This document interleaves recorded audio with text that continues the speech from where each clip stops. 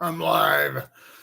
Well, this was recommended, this live thing by Brian Simpson. I was whining earlier about it being about it raining, and I finally feel better. I've been not feeling well the last few days, and so got up and it was raining, and I felt fine. I couldn't go play golf or ride the bikes or anything, so I ended up getting some stuff around the house done that I needed to get done.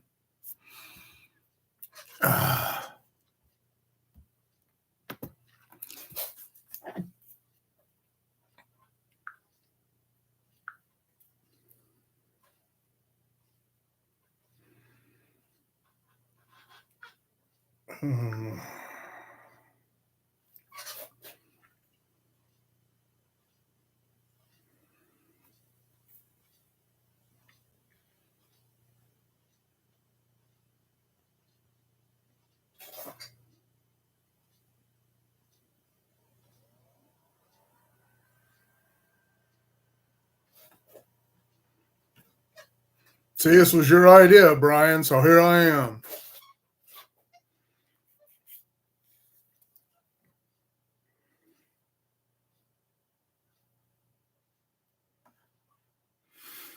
Michael Hudson Rocks, how you doing? I'm feeling really good today. Thank you.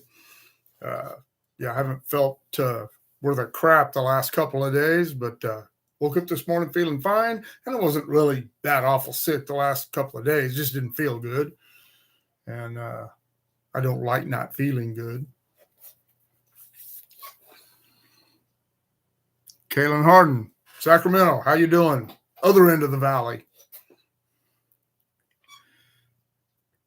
No, I just had a cold or something. I guess it was a cold. I just thought it was allergies at first, but my wife had a cold, and granddaughter and daughter, I think they were all sick. I told my wife to stay away from them, and she didn't, so she probably dragged it home.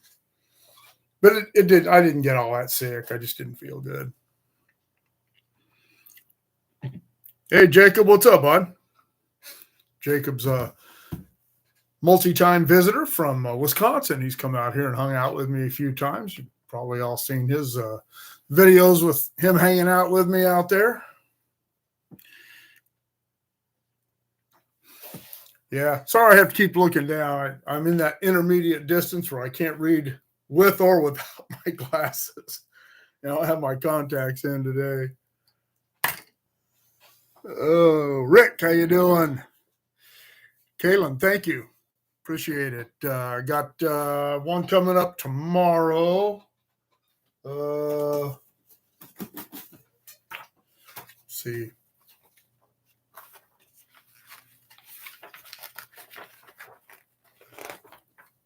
Tomorrow's 17, 10th.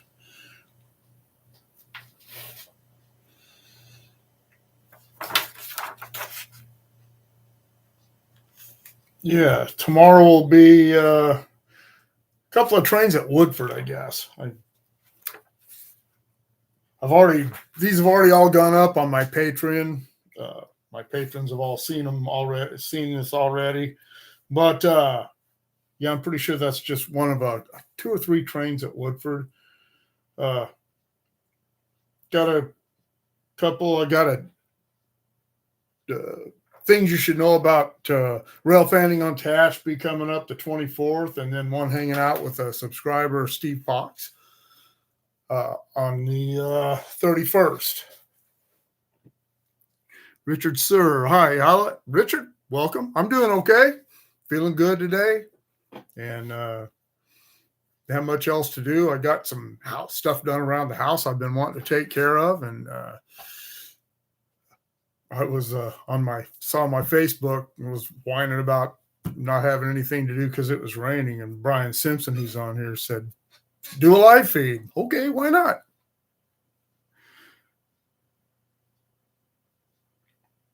I haven't done that yet. We made some plans with some friends who live down in that area, Brian, to do that pedal car thing, but we weren't able. They were gone all of November and some of December, and then the holidays, and now the weather. So as soon as things, it's not it. I don't know where everyone is from, but in Bakersfield, it's raining, but it's almost 60 degrees. It hasn't been cold at all. It's not supposed to be a cold winter with El Nino. So as soon as it's not raining and not forecast to rain, we'll go check that out. I'm looking forward to it. I didn't even know anything about it. My wife brought me a flyer and said, "Here, I want to do this." So there you go. Yeah, the 70s this weekend. We're actually going down to Anaheim for the Anaheim 2 Supercross Saturday. And the last two races, 2 weeks ago in San Francisco and last week in San Diego, were both mud races. And while I don't mind watching mud races on TV, I don't want to be sitting in the stands while it's raining. 35 and snowing in Wisconsin. Better you than me. I don't mind cold weather as long as I can leave and leave it behind. I am a Southern California guy.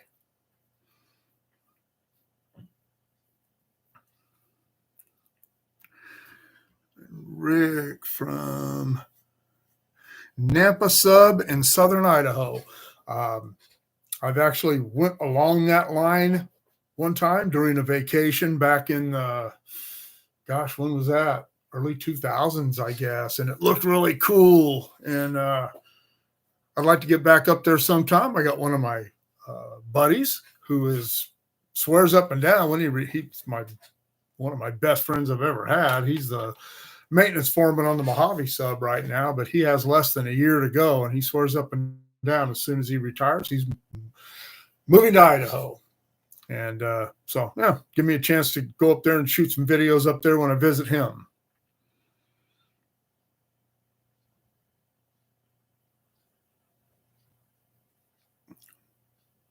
Jenny's Garage. No, I actually haven't watched anything today. I've been a little busy doing some other things, and I did get involved in a little history stuff. Sharing some history stuff on Facebook. I have a book that I'm trying to get through as quickly as I can. This Southern Pacific lines across Texas and Louisiana. This was part of a donation from a subscriber who passed away, who wanted all of his books donated to the Tehachapi Depot Museum. He had over 100 books, and I took those up there last January and gave them all to him, but there were 3 of them that I kept here so I could read the books, get the stories, and the other 2 I've already done that with and taken back, and I'm almost done going through this one and capturing some photographs out of it and getting some history. So I spent a lot of this morning doing that as well.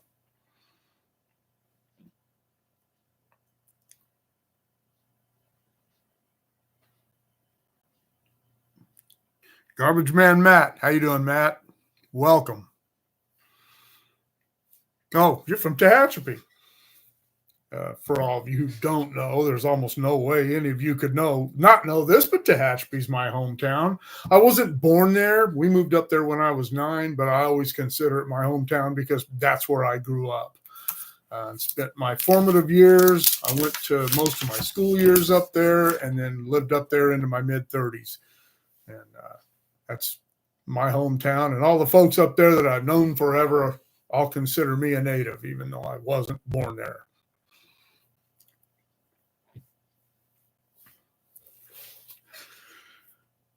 But I've been getting in, trying to hurry through this book, and I've got a couple of other ones, and I started a new group on Facebook.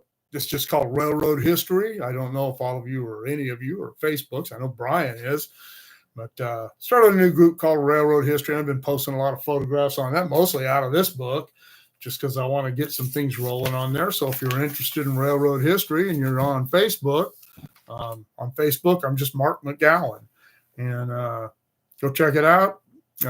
Railroad History. I actually did a search for railroad history on Facebook to see if there was already a group like that that named that, but there wasn't. So I started one. Why not? Hey, Vaughn, what's up, bud? Missed you this. I was up there Saturday at the museum and working, and I thought maybe you'd come by, but have to catch you next time, I guess. I'm doing all right, buddy. Vaughn, for everybody that doesn't know, he's a young man that lives up in Tehachapi. He's a dedicated rail fan. Comes to the museum a lot. He's got the coolest little thing. It's a Ryobi, looks like a Ryobi drill, but it's got an air horn on it. It's pretty cool.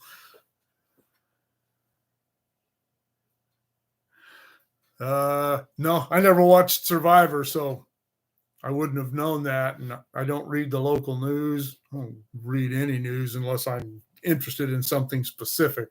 So no, I didn't know that.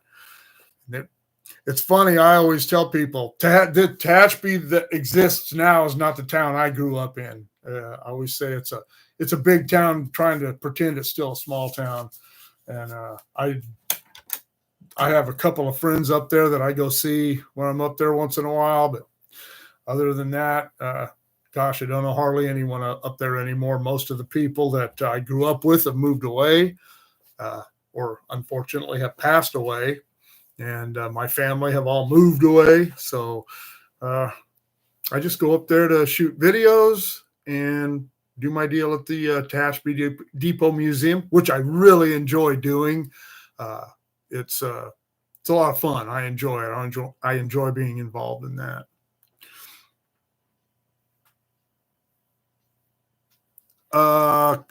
Kaylin Harden.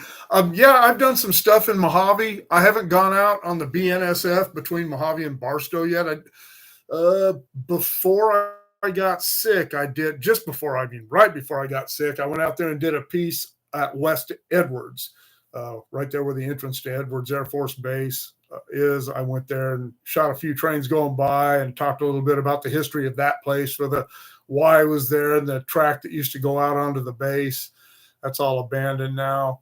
But other than that, I've done a couple of videos from Barstow.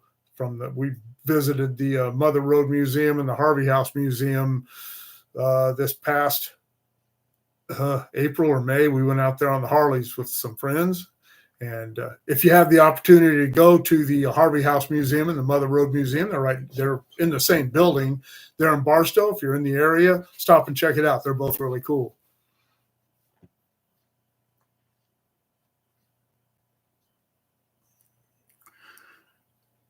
What other trips do I have planned? As of right now, I really don't have anything planned. Jennifer has a tough time getting time off. She works for one of the big medical healthcare things in America, and they are really stingy with their time off. So what generally happens is I will do a solo trip and at one point, and then we'll do a trip together or multiple trips if we have the opportunity. I know that in June, I'm going to Oregon, family friends getting married up there in Medford. And so I will be going up there, and I will try to catch some of the short line stuff up there and some of the mainline. I'm not really that familiar with mainline running there in central, south central Oregon, but I'm going to find out. My friend who's getting married, his father was a friend of mine that I worked with at Southern Pacific. He passed away a few years ago. But he left Southern Pacific in the 90s and moved up there and went to work for that Oregon short line. I can't even remember what its exact name was. But he went up there, worked with semaphore signals, and he was a maintainer up there. But, yeah, I'd like to catch some stuff up there. Other than that, just kind of seeing how things go.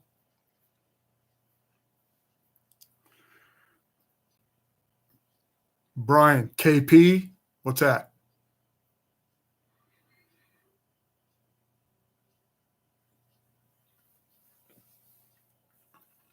But back to you, Kaylin. I am planning to get out on the line between Mojave and Barstow, and I have done stuff beyond Mojave on the UP. I've done some when I was still working. Some of the videos, a couple of the videos, I think at least one of them about hand throw switches I did at Fleta, just outside of Mojave. And I know I've done some trains out there. They'll have a video called A Day Working in the Desert, where I went out there and caught a couple of trains.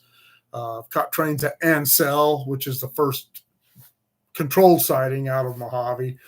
And that may be about it out there. There aren't a lot. They don't run a lot of trains on that line in the day. This whole territory, the Tehachapi and out through the desert there, has always primarily been, even in the SP days, primarily been a nighttime territory. They were the UP and the SP ran more trains at night than they do in the day, and that holds true today. And I've gone out and done a couple of nighttime videos. They're not great because I don't have nighttime equipment, camera equipment, but pretty cool. Oh, yes, KP. Brian. Yeah, that's who she works for.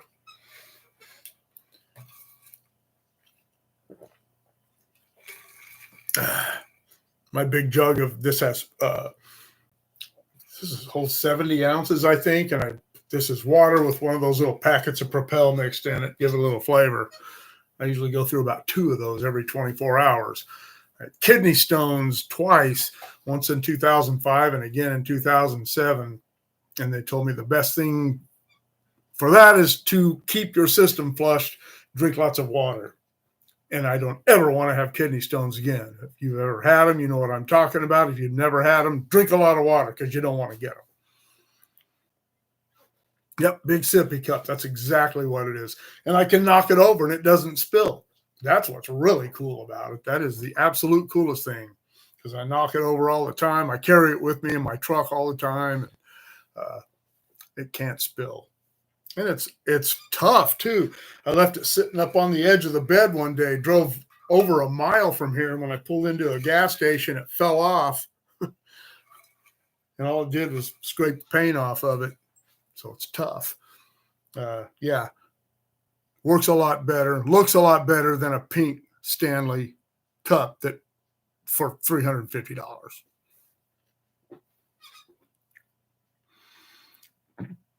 Yeah, I saw you said you saw CNW leader, Vaughn. That's cool. Vaughn is really into locomotive types, and as most of you know, I'm not very conversant with locomotive types, and I count on people like Vaughn to let me know what they are.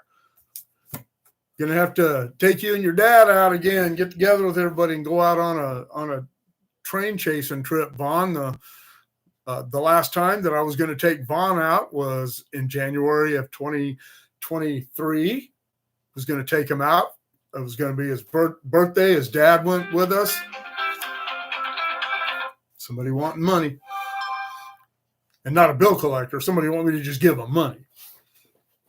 But was his birthday. His dad was going to go with us. And Angel and Ashley, another a mom, you've seen her, and the purple-haired, good-looking friend, and her daughter Ashley, they were going to go. So I was on the way to pick them all up that morning, and my buddy called me about halfway up the hill and said, "Hey, there's a big derailment."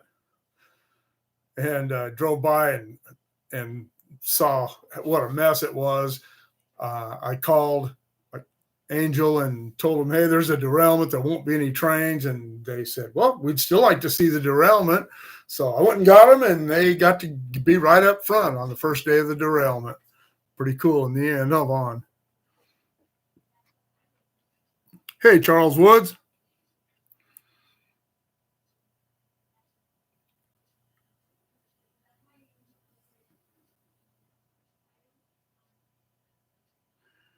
From Louisville, Kentucky on the old L&N.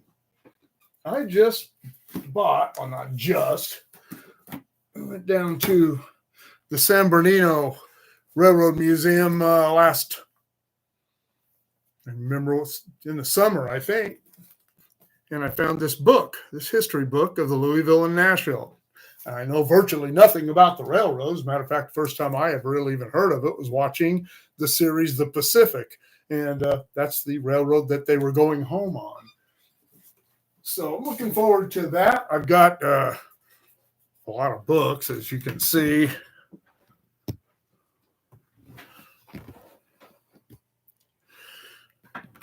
So a lot of stuff to go through. A lot of these I've already gone through, or in all or in part.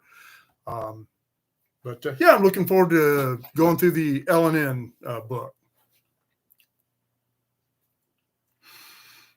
Edwin Sinclair from Hellendale. Hey, over there by Barstow. Speaking of the line between Mojave and Barstow. Actually, Hellendale's on the line coming up. That's coming up from the pass, isn't it? See you later, Vaughn. I'm not sure when I'll be at the museum again, but I'll see you.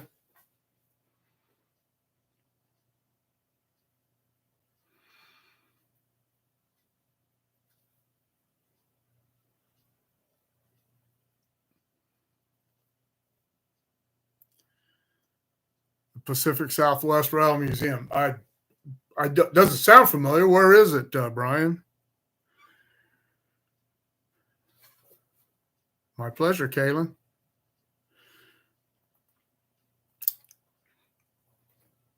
Yeah, Hellendale. So I started thinking that's on the line that goes down the Cajon Pass. But I have been out there. I used to have part of my territory was when I first took the maintenance foreman job. My territory went from Bakersfield to Highland, which is out by Victorville on the UP, and then I had the Daggett to Las Vegas section from the interlocking off the BNSF there at Daggett. And I used to go scrounging around out there. And when I was, I'd go out there and spend a week working out there, and I'd stay in Barstow, and I'd go driving around checking things out. And, yeah, interesting history out there.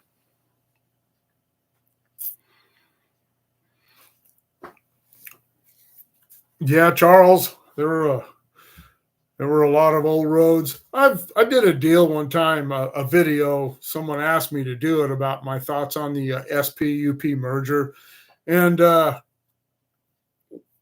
working for UP, and the difference between working for UP and SP. And SP was a cool place to work, but it was a stressful place to work because you were always worried about your job. They were always on the verge of bankruptcy. They would cut jobs. It was just, you just never knew what was happening. When the merger happened, I had 17 years. But the last 4 years of SP, it was really bad. I mean, it was really bad. I almost quit one time and went to work for a company called American Signal Technologies, who at that time had the contract to do the signals on all the branch lines here in the Southern Valley. They were a nationwide company. And I ended up not doing that. I'm glad I didn't because the merger made things a lot easier. But the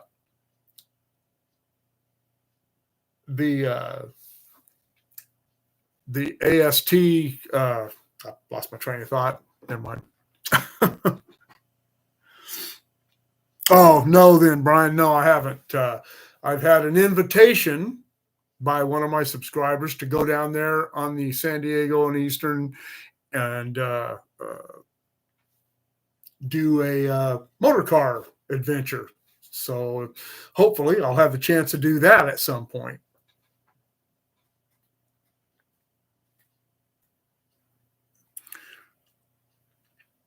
Yeah, the searchlight signals, they were good signals, but they were a pain in the butt from a maintenance standpoint. They had to be tested you had to test the mechanism every couple of years, and you had to test the you had to what's called rock the heads. You had to go out every 6 months and rock the heads, which is swapping the polarities and making sure that the armature rocked back and forth from green to yellow. And then you had to go up and actually test the voltage parameters on the mechanism every 4 years. And they had to be aimed pretty precisely, which was tough to do in Tehachapi with all the curves. And the LED signals they're better signals. They don't have to be precisely aimed, and they don't have any moving parts. So and they're a lot cheaper. The mechanism for a signal, of course, they were one head gave you all three aspects, and but that mechanism, just the mechanism, not the housing or anything, just the mechanism back in the 80s was about $1,500. But they lasted, as long as they didn't get damaged, they generally lasted forever. Yeah, Suffering Pacific. That's about how it was. It was still a cool place to work. I mean, the management was a lot more familial. The honchos knew who you were. Not the president of the company, but the honchos, say your division superintendents and your regional superintendent. Those people knew who you were. They stopped by and where you were working and stop and get out and ask you what you were doing. They weren't trying to catch you doing anything wrong, but it was okay that way. But like I said, it was a stressful time that last 4 years. And once UP took over, that ended. UP expected you to do your job, and which was fine with me. I did my job at SP, but UP, they didn't cut people any slack, and that really rubbed a lot of people the wrong way. So a lot of people didn't want to do their jobs, and once they were expected to do it, a lot of those people ended up losing their jobs. They didn't pull any punches. They didn't cut you any slack, but they didn't pull any punches. They told you this is what you're allowed to do. This is what we'll allow you to do. This is what we won't allow you to do, and that's fine with me. Yeah, I've always said I didn't need to be patted on the back and told what a good boy I was. That wasn't the kind of worker I was. I had an agreement with them, I always said, and I agreed to do my job, and they agreed to pay me for it. That's as far as it went. When I retired, they didn't give me any watches, or they didn't even buy me lunch.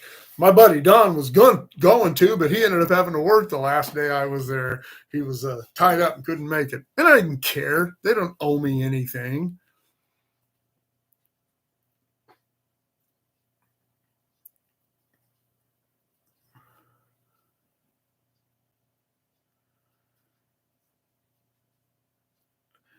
Yeah, Brian, I'll look into that. I don't know if I'm sure they probably have a contractor that does it. I know a guy that actually used to work for him. He was laid off with me back in 1980 after the Palmdale, the Colton Mojave job was done. And when they called him back, he just didn't come back. He went to work for those railroads over there and did signal work over there. At one time, he was the superintendent of the Santa Maria Valley Railroad.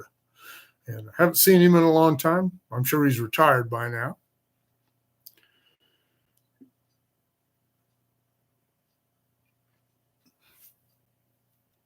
Yeah, the searchlights were good, but I really don't. The LEDs they pierce the fog just as well, in my opinion. And I worked the second half of my career. I worked up the San Joaquin Valley where it's foggy, and they work well too. You can see them; they're really bright. Those LED signals are really bright. The searchlights had a more focused beam that would pierce the fog, but these LEDs are good too.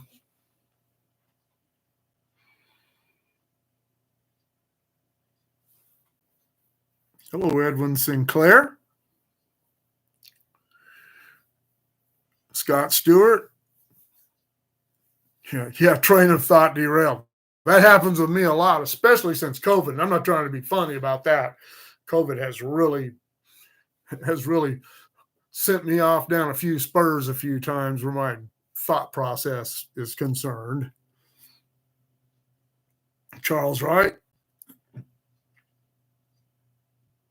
I'm glad you like the videos. Looks like Charles is an engineer for UP. How do you like? Did you work for SP as well, or most of the people who work for SP and UP are mostly retired now, probably? But did you?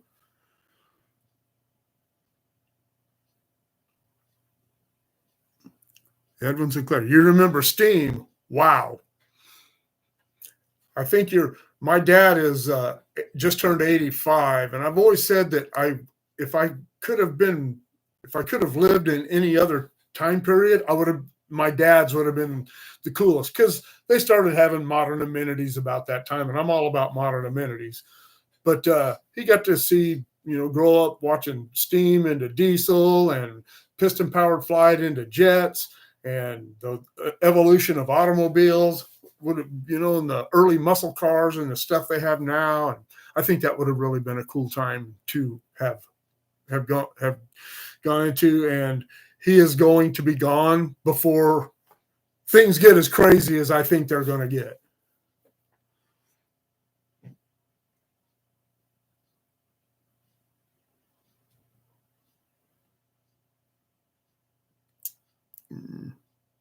My name is Mark McGowan. I worked hired out with Southern Pacific in the signal department in Palmdale in '79, and spent my whole career on the San Joaquin division, except for a couple of years where I, after UP, took over and started the California division, and we had the little nipple that went up to Las Vegas, and I had that territory for 3 years. And then they gave that back to the Nevada sub, and then they recently gave it back to the California sub. I was already gone when that happened.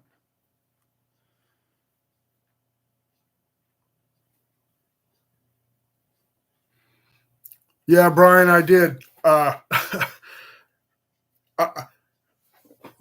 Brian, and who was the one? I'm sorry. I can't remember which one of you was from Hellendale now. But you've, at least both of you have been to Vegas before, and they're not going to be able to put a high-speed rail in the median of I-15 all the way to Vegas. That just ain't going to happen. I just, to put a little thing on Facebook I think it was just a few days ago, and they were talking about that, and it's like, people who don't know anything about the Mojave Desert tend to think it's just a big flat sandy place, but there are a lot of mountains in the desert. They have only secured the environmental impact up the Cajon Pass from East Los Angeles.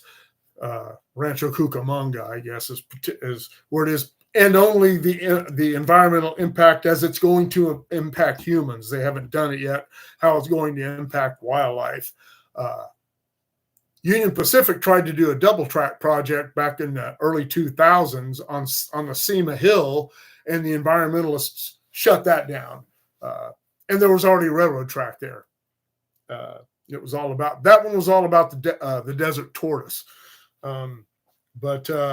Yeah, they're gonna have a tough time. They're gonna have a tough time with that.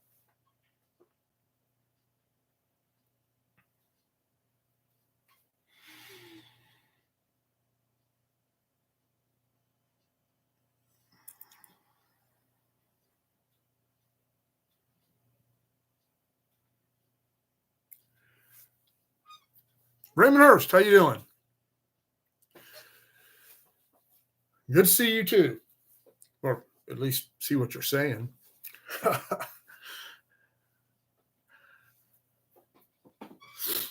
But yeah, that bright line thing.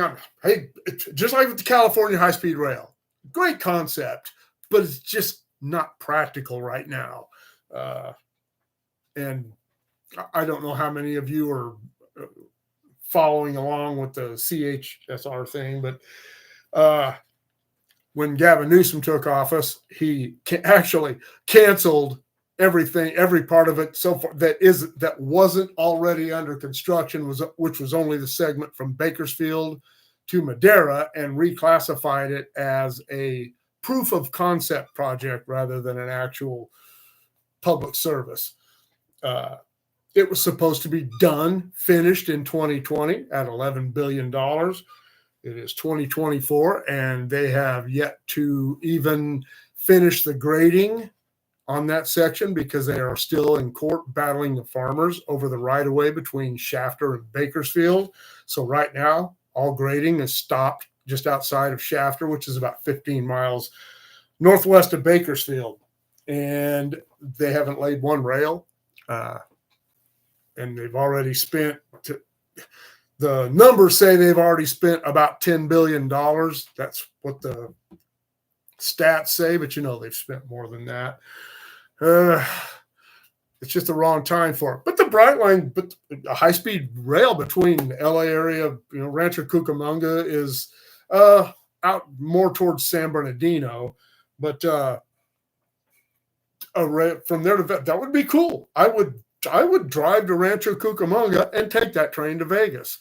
I think that would be cool. I like riding on. I would love to ride on a really fast train, and I like going to Vegas. But yeah, they're going to have quite a fight in front of them. I don't know where they would end up. As I said, they're not going to be able to do a line down the median of I-15 all the way to Vegas. There's just too many obstacles there. They're going to have to do some tunneling or some circuitous routes, and I guarantee you that Union Pacific isn't going to let them use their right of way for anything. That's another problem with the California high-speed rail over the Tehachapi. Union Pacific has already told them, you're not coming on our right of way, you're not using our roads, you're not using our tracks, you're not stay away. You can cross them or you can go under them, but you're not using our land. So there you go.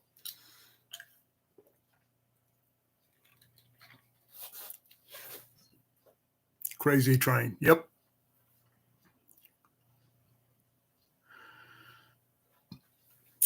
Well, Charles Woods, it's always good to run into people who understand how railroads work. Steve Bailey, welcome. Are they going to get rid of the tunnels close to cable? No, that's highly unlikely. They've been talking about doing that since I went to work for the railroad. They would love to get rid of all the tunnels and double track the whole mountain. They would absolutely love to do that. But especially in today's world, the economics of today, it would cost way too much to do it. The environmental issues. The Loop Ranch, which owned most of that land between the tracks and the freeway up there, some of it was still BLM land. And right there where those tunnels are down in Tehachapi Creek, I believe that is all government land there. But they would have to get the Loop Ranch sold to a nature conservancy, and nature conservancies are run by environmentalists, and they're not going to be down with blowing up those tunnels and excavating around the outside of them on that shelf and building the fill. It would be an enormous expense and undertaking, and to daylight the tunnels would cause too much disruption in service for UP and BNSF. So I don't see that. I don't see that ever happening. The places where there is still single track is that way because of tunnels and trestles, bridges, and I just don't. I don't see them doing any more than they've done right now, with the possibility of the piece between Illman and Bena. There are no tunnels. There's just the crossings. One crossing of Caliente Creek, which isn't. The bridge that's there in place is probably 10 feet off the ground, but they would have to build another bridge. And there are no other obstacles other than the environmental stuff. And that's getting tougher and tougher for anyone to be able to do anything where that's concerned. Yeah, $10 billion. And that's $8 billion that the federal government has promised to the project. So America gets to pay for California's failing high-speed rail project.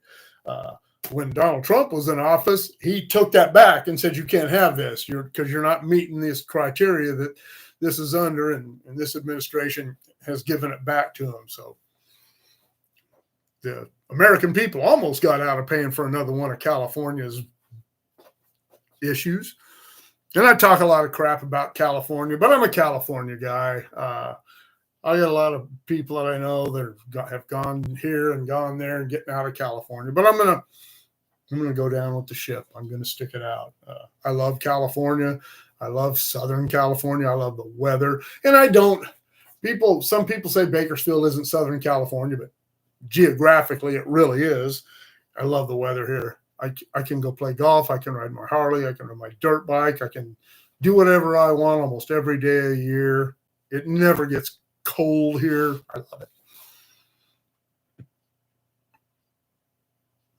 Stormy Sky, what's going on, Dave? Welcome. Good to see you. Roy Reynolds, welcome. Yeah, the bright line. So we were just talking about for the Vegas thing. So I said they got to fight. They got an uphill battle. I wouldn't mind seeing that. I don't think that's that big a deal, as long as I don't have to pay for it. You know, like I hear Las Vegas is the state of Nevada's putting up a bunch, and I don't know how the citizens of Nevada feel about that. But what happens to the citizens of Nevada isn't my problem.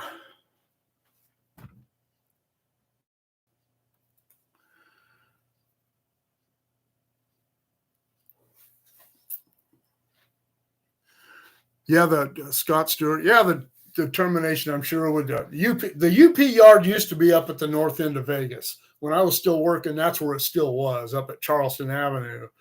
And that's all been moved south. I haven't even seen the new yard. I was already gone by the time they did all that. But excuse me.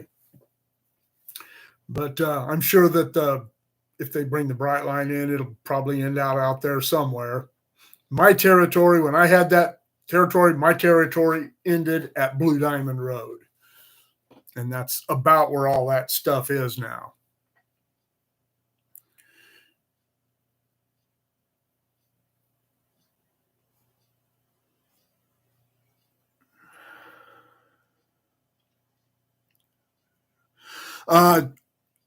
Donna Spret, I'm not sure if I'm pronouncing your name. Yes, I am. I get up there and I get busy doing other things. It's not an issue, but yeah, I'm going to do a piece on that. And one of the things that I'm also doing, she's asked if I'm going to do a piece on the cross on top of the hill at the Loop. I actually, when the Loop was still there, the Loop Ranch was still there, I was acquaintances with one of the general foremen, and he said, yeah, go on up there. Nobody cares. And now that they're gone, the Conservancy owns that as well. And it's not like they have a bunch of people from the Conservancy driving around doing anything. I don't think they have a problem. I've ran into a couple of the people who I don't think they're in charge of anything, but they're involved with the Conservancy. And they seem to be okay people. Shot the breeze with a couple of them down at Cable one day, and up in the middle of the Loop one day, they came up, just asked me what I was doing. They were friendly, and I told them, gave them all one of my cards. They may be subscribers by now, for all I know. But one of the things that I am going to try to work more on this year, I made a couple of inquiries last year, Donna, is I would like to take the plaque that is down at the Loop itself, down at the bottom. There's a marble bench and a plaque. Have you ever? I don't know if you've ever been up there and seen the bench and the plaque, but I want to see about getting the plaque moved up to the overlook, the new overlook up there. And that way people will know exactly what it's all for. And for those of you who don't know, the cross at the Loop and there's the bench and the plaque, that was all put there by the railroad, by the Southern Pacific Railroad and the Brotherhood of Locomotive Engineers. And I believe the union that the conductors are into, I can't remember what it's called, but to commemorate the two crew members, the two crewmen who were lost in the 1989 Duffy Street derailment in Riverside, where the Trona train got away from them going down Cajon Pass. And it was a terrible thing, but that's what that's for. That's what that is. The commemoration is for.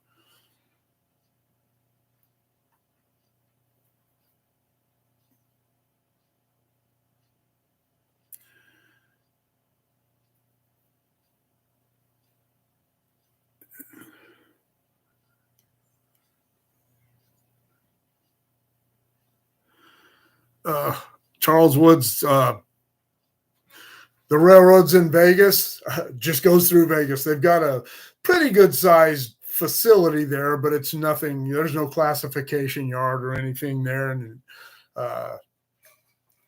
it's just just goes through town, headed up to Salt Lake. I don't know what the traffic is like that. The last time in January of 2022, when I went to Denver to visit my daughter, I came back that way and I caught the Thai gang.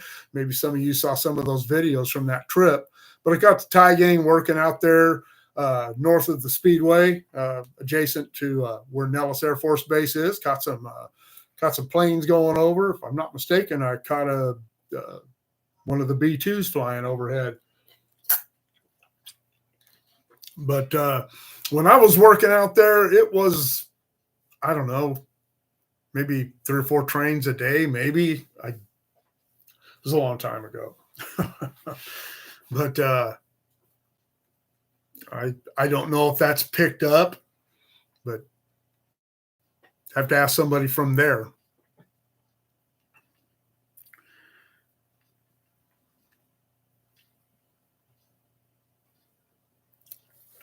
Yeah, as I said, Charles, the yards, I wouldn't say it's big, but it's I don't know, it's probably comparable to Fresno.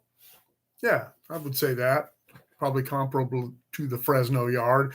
It's not huge, but it's good size.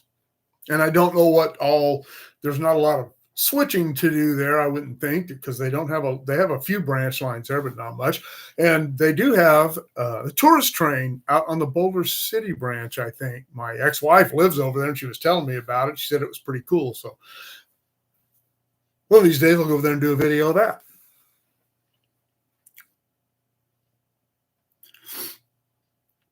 Yeah, Roy Reynolds. Yeah, I knew that Brightline had a deal in Florida, but it makes sense down there for sure. That stuff's not that far apart, and a lot of tourism down there.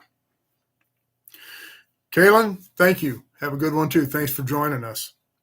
Alex Zapolsky from Belarus. Wow.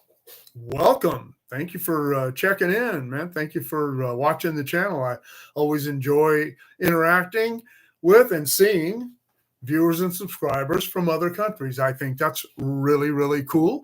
A few of you probably seen the hanging out with my friend Stephen Humphrey he lives in London. I had a guy named Kent from Australia who was here we hung out this last year. Werner Mellon is a subscriber from Germany that I met while I was still working. I had my channel by then. I met him at Tehachapi. He and his family, they came over here to do some train watching, and I met them up there.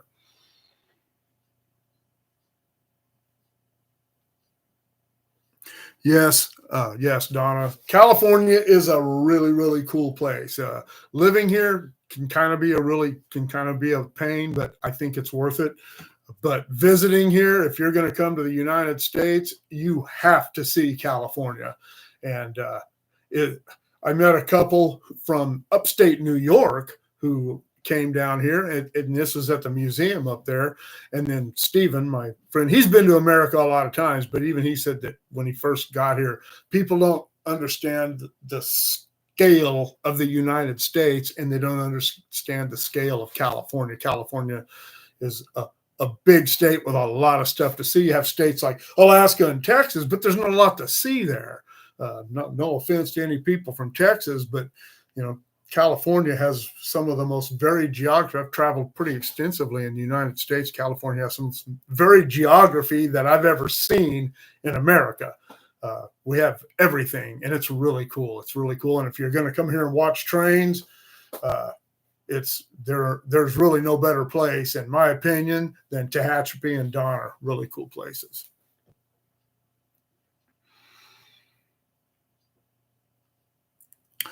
Scott Stewart, the upper end of the jawbone. Yes, at some point I would like to do that. That is actually one of the reasons I bought my KTM, is so I could do some off-roading out there. I just haven't had the opportunity to do it.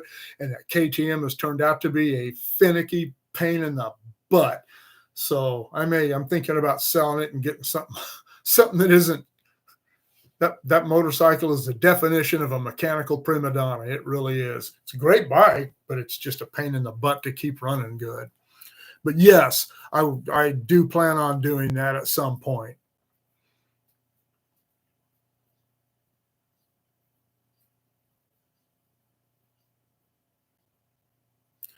Edwin Sinclair. I did the video from Summit and Hill 582 a couple of years ago when Jennifer and I went up there with Eric and Tricia, our friends from up in Porterville, or Visalia, I think actually is where they live. And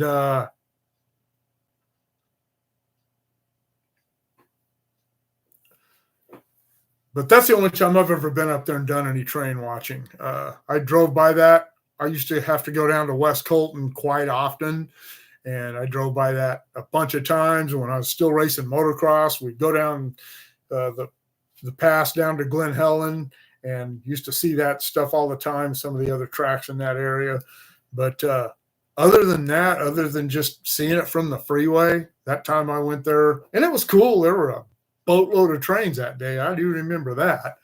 But yeah, I'm not sure what the ratio on Cajon is to BNSF versus Tehachapi. BNSF runs a few more trains on the Tehachapi than the UP, but most of UPs run at night.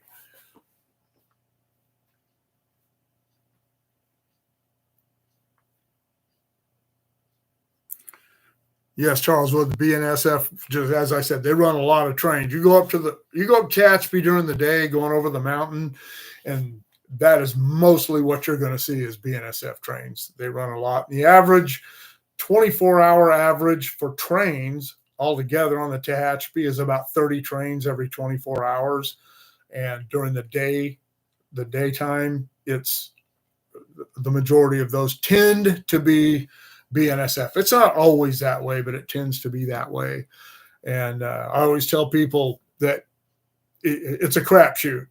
Just because that's the average doesn't mean that's what happens every day and during the day. Tell people you might go up there and see 10 trains in 2 hours or 2 trains in 10 hours. You just never know. But yeah, BNSF does run a lot of trains through here and out of Bakersfield. I live in Bakersfield. I'm about a mile from the BNSF tracks, and there's a crossing, I don't know, about that distance away from me, and I can hear them like they're running down Rosedale Highway a quarter mile away, and they run all the time through here. Run a lot more trains up the valley during the day than UP does.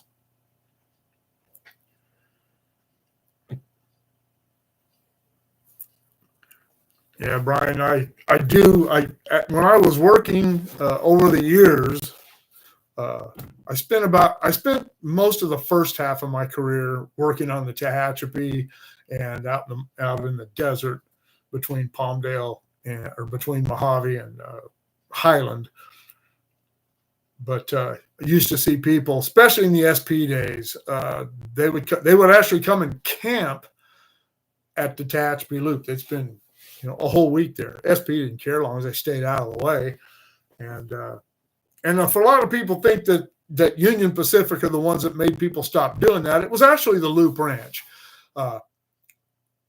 I've said a lot of times, and I hope none of you are rail fans like this, that sometimes rail fans are their own worst enemies. They go places they're not supposed to go. They were going through gates and leaving gates open, and Loop Ranch livestock was getting out. People were driving down through the road down into where the people lived at the Loop Ranch, and they are the ones who actually asked the railroad to try to curtail all the people coming in there, as it was starting to get out of control. And so yeah, that was brought on by irresponsible rail fans. I have a video that I made a few years ago called Railfanning Responsibly and Safely, or Safely and Responsibly, or something like that. And the one that I have coming up in a couple of weeks about things you should know about watching trains, railfanning on the Tehachapi, talks a little bit about that too, about not opening gates. And if you're going to open gates, closing them behind you. Be responsible.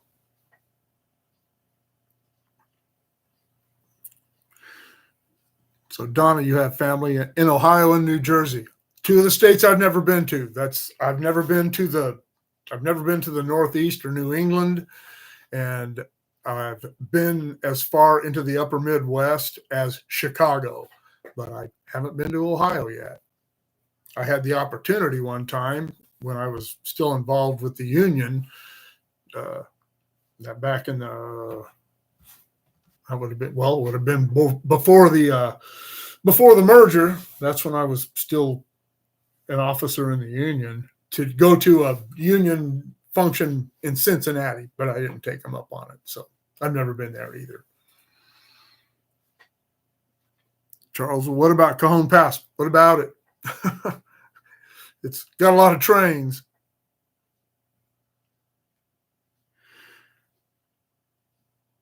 Yeah, they pretty much abandoned the coast route for freight. It's fraught with problems, for one thing.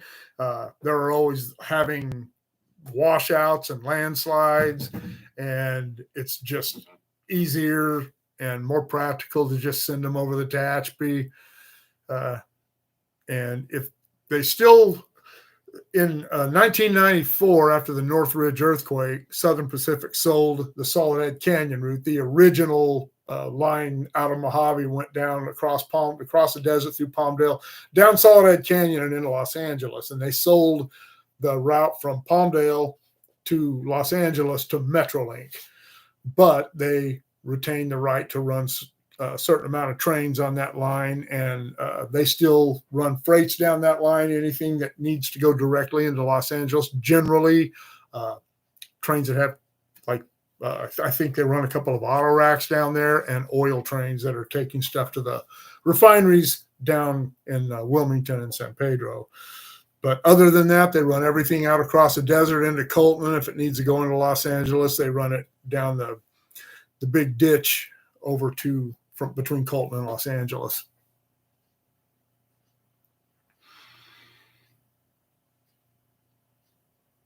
The only landscape Texas doesn't have is a glacier. Texas doesn't have mountains. Texas has hills. There are no mountains in Texas. I used to live there. And we lived in Central Texas. We lived in hill country in Killeen. I loved it. I thought it was great. I was in seventh grade. I spent the rest of my life there.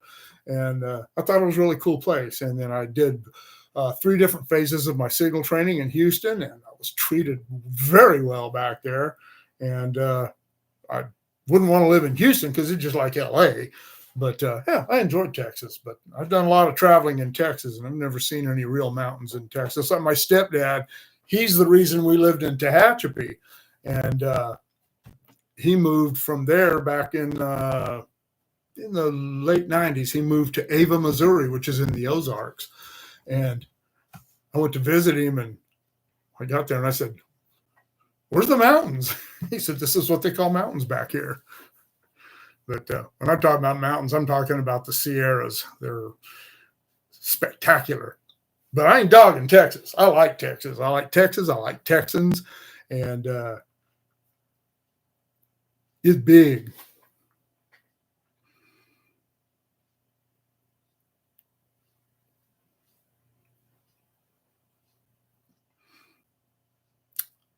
Alex Zapolsky. Guess I hope I'm pronouncing that right. Thank you. I'm glad you enjoyed that. I may do some other stuff like that. I always encourage people to send me, if you have any specific thing. I think I did one on railroading in Southern California. I think was the slideshow I did like that. And but if you have anything specific, I have a ton of books I can pull photographs out of. And I do stuff like that. And I have a lot of my own photographs, collections. I've had people, even before I had a channel, when I used to, just from people on Facebook seeing me share, have sent me their personal collections of old railroad photos. Some of those I actually sent some of those photos to John Signor, who is an author of railroad books. He lives in Dunsmuir, I believe. But yeah, if you have an idea, let me know. Shoot me an email, motorpullet59@gmail.com. I'll see what I can do for you. Charles Wood, yes, UP still runs a lot of trains over Donner. I don't know. I can't say I'm not that familiar with Donner Pass, but every time I've ever driven through there, I always see a train or two running through there. But I would imagine that is still a very busy route.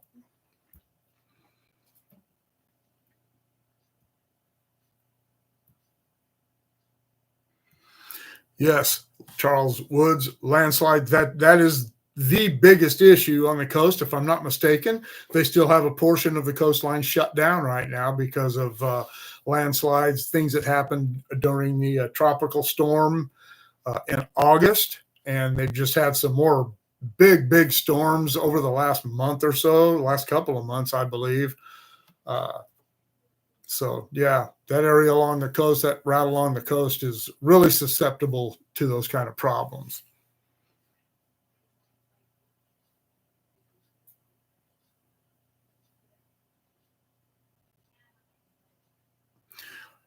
Yeah, Brian, I don't know if they still run. I don't know if they still run an oil train down to LA from San Ardo either. I know the San Ardo field has really cut back its production. California, but so yeah, I don't know. I know that. Oh, excuse me. I go over to the coast and play golf once in a while, and the only thing that I've ever seen running on the coast is Amtrak's and a few locals, and the locals must be taking cars somewhere that are going to be part of a train or part of a full train, but I don't know. I went to the UP office one day over there in Guadalupe and tried to scrounge somebody up that might have some information for me about how they do all that, but there was never anyone there.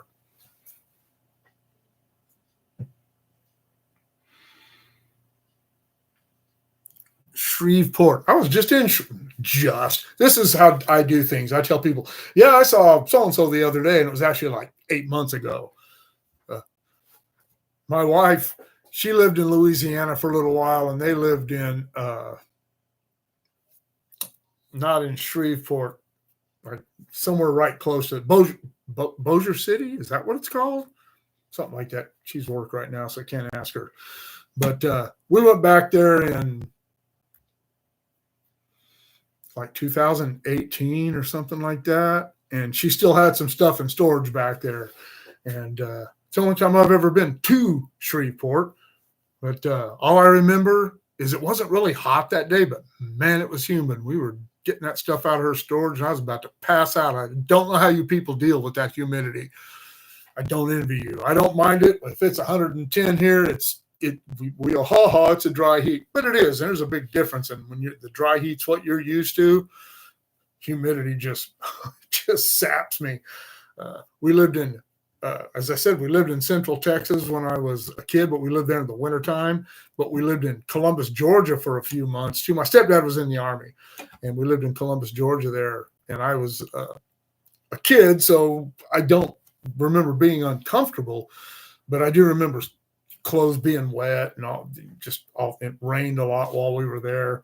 But yeah, I don't know how you guys deal with humidity. You're a better person than I am for dealing with that.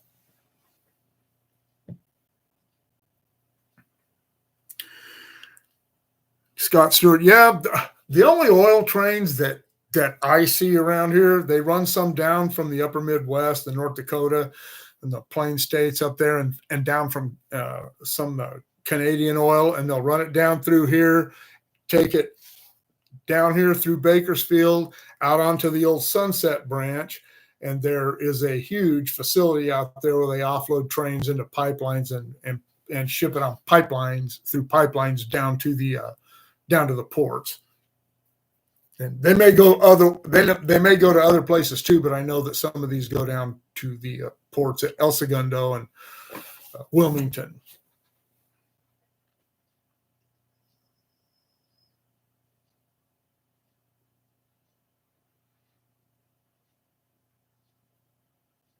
All right, Alex. Sorry you have to go to work.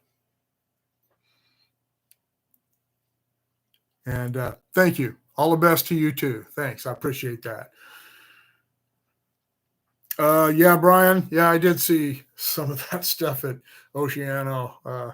I'm not really a beach person. I go over to the coast and play golf, and I have a daughter who used to live in Denver. She lives in Santa Cruz now. Some of you saw the video we did last summer. We went up there for her birthday in August and took the Big Trees train from the boardwalk up to Felton and back. And prior to that, Jennifer and I went up there and did the mountain train out of Roaring Camp at Felton, and that was really cool. But I'm not much of a beach person, so I'm not going to be one of those people who gets washed away by a big storm down there.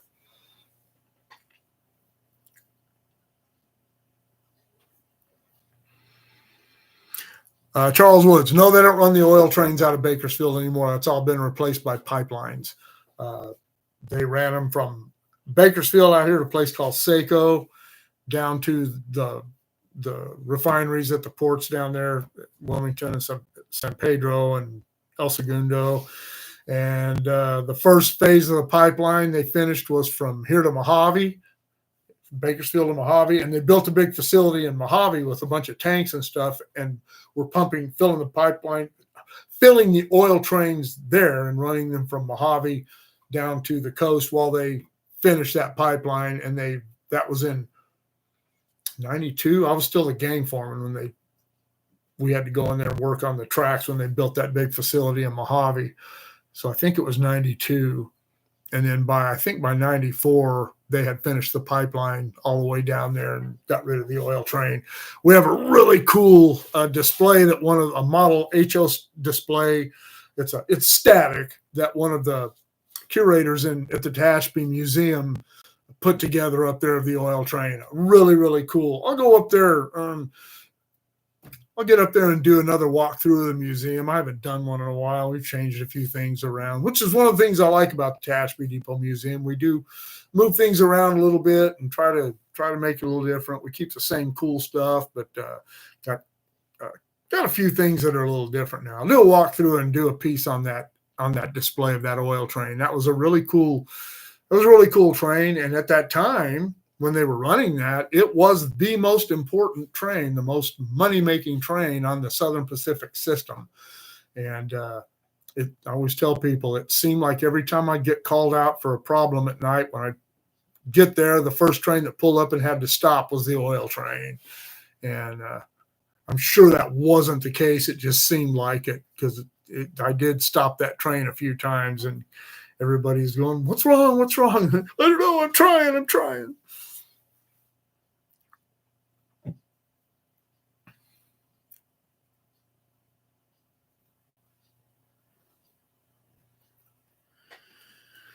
Yeah, as we talked about, Brian, those the tracks on the coast down by San Diego, there's always problems. And although the freight roads really never used those tracks, I don't think that much. I think they brought those in from the east. But I have a history book that discusses that, and that has always been a problem since the time that they built those rails along the coast down around San Diego and into the LA area. It's always been an issue. And that's a shame, because I'd love to go over to the coast and get some trains. I'd love to go up on Cuesta Pass, Cuesta Grade, and shoot some stuff up there. But and I've had a few subscribers ask if I would do something like that, but I don't have the access over there that I have here. I could probably work it out, but I don't know where things are over there. I have to have somebody guide me, because I don't know where anything is over there. But man, some of the videos and photographs I've seen of when they were running the beat trains and such over there, I'd love to see that. But all they have is Amtrak's, and I just really don't want to go to all that trouble to watch a train go by that goes by me in 15 seconds. Amtrak's just, if you're somewhere where there's a whole bunch of Amtrak's, it'll probably be better. But around here, the San Joaquins run I think they run 4 trains a day up and down the valley, and they're not very fun to go sit out there and wait for a train and have it, especially up the valley, going 80 miles an hour. Then 5 seconds, literally, they're by you and gone.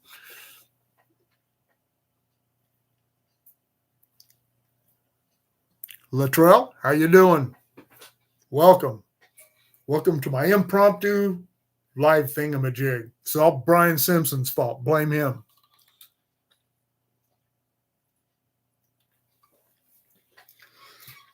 For those of you who are interested in the history of the Tehachapi beyond the little snippets that I might do on my videos, if you enjoy reading and if you don't already have it, this is John Signor's book, Tehachapi, and it is a pretty comprehensive history of the railroad built as it was built over the Tehachapi from the very beginning. And this book was published, I believe, in 1983. So it goes all the way up to that time, and it talks about the branch lines here out of Bakersfield, and as they spread out, because they had an impact on the trains that went over the Tehachapi and still do. But that's a really good book. You can find it online. They're getting pricey. I saw one a while back, and it was like $110 or something. I've had this one since 1985. I don't recall what I paid for it. It might say it. $44.95. And I bought this in Galveston, Texas, when I was back there in Houston doing signal training. The gal who was the manager of the hotel and I got to be friends, and she drove me down there one day to Galveston and checked all the stuff out down there. This was in a museum down there, and it was so I bought it.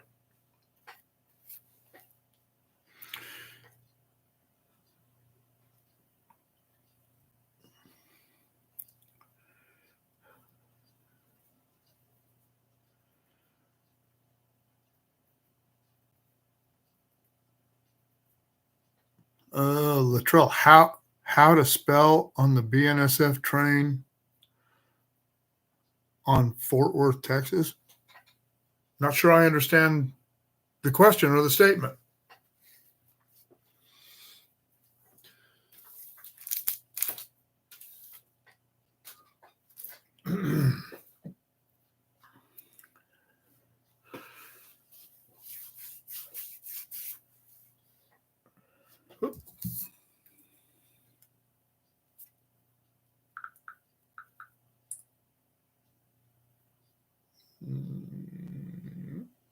Yes. One of my buddies I golf with, I got us a tee time for Thursday. It's not supposed to rain. I think it's supposed to rain tomorrow again, maybe a little bit, but it's not supposed to rain Thursday. So, yeah, I got us a tee time. 10:50 Thursday out at Kern River.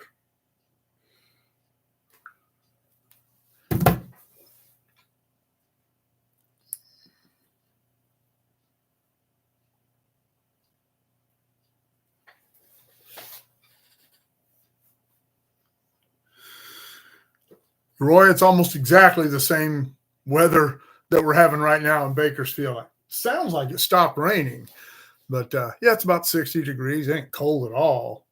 You look out the window, it looks really cold, but you walk outside, and it ain't. Which is something else I love about Southern California. It just doesn't. I mean, a really, really cold day here in Bakersfield is like 20 degrees, and that's people who live where it really gets cold. That's like a summer day to them.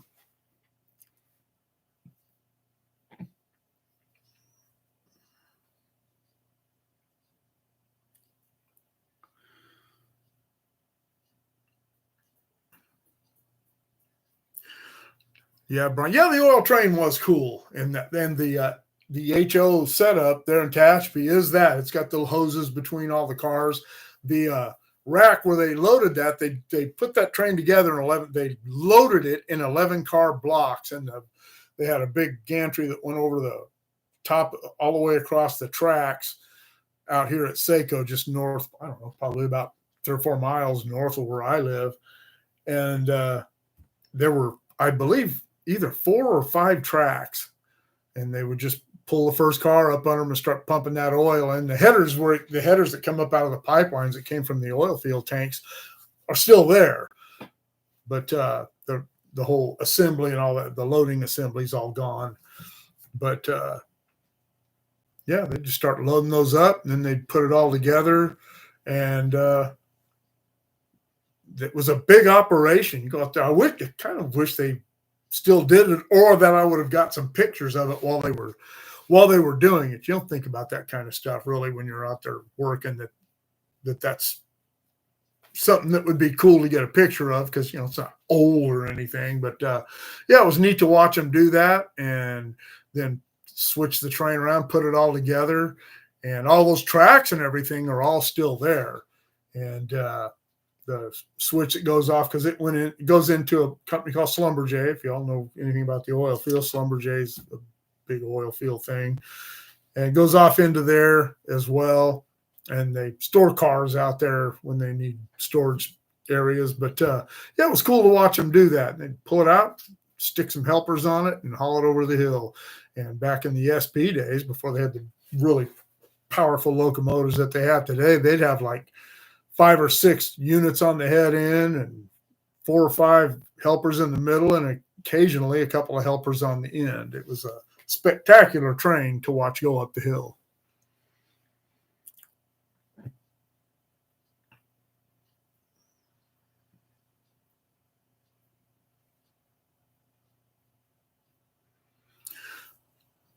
Tacoma. I just saw a deal, Brian. Yeah, Brian, you're the one that asked me about the Wonder Hussy thing. I saw that they're having a rummage sale the weekend of the 17th and 18th of February out there.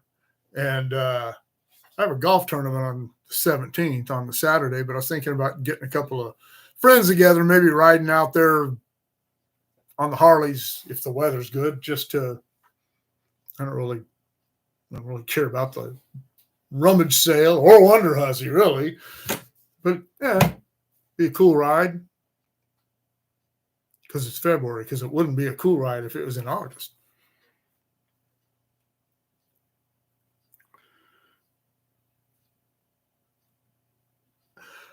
Charles Woods, no, we don't actually have any layouts at our museum. That's just a display that's in a case our museum's inside the former Southern Pacific Tehachapi Depot, and it runs the width of the back wall of the freight room. And I don't know, it's probably 25 or 30 feet long or something like that. I don't know. I'll do a video about it. But yeah, we don't actually have any layouts of any kind at our museum. If you saw the video I did when I got the personal tour of the San Luis Obispo Museum, they have a really cool layout there. But that day, I think they only operate that. The model train club there operates it, but they're only there, I think, if I'm not mistaken, it's in the video if you're going to watch it, maybe 1 or 2 of the days a month, and they're only open on Saturdays. And the day I was there was on a Sunday. I was over there for a golf tournament. I couldn't make it on Saturday because I was playing golf. So one of the curators there gave me a personal tour of the depot while they were closed. And it was it's a really cool setup. I'd like to go over there and get a video of it operating sometime. Just hard for me to get over there on Saturdays. The depot at the Santa Susana Depot Museum in Simi Valley that I recently put up, that was in the last spring. They have a really cool layout, and it was operating. Their club was there that day operating that, and it takes up almost all of the freight room at the Santa Susana Depot. If you're ever in the Simi Valley, you should check it out. It's really cool. No coffee? No, I think so. Because my wife asked me if I want some coffee. I'm already in propel mode, though.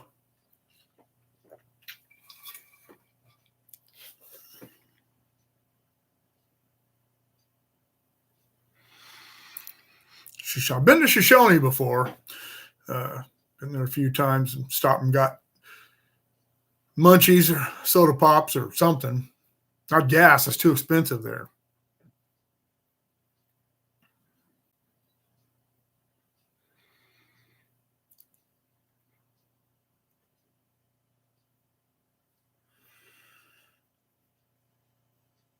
You have Charles Wood. You have 125 N-scale locomotives. Wow, that's a lot of locomotives. That's a lot of rolling stock of any kind, but just locomotives. That's really cool.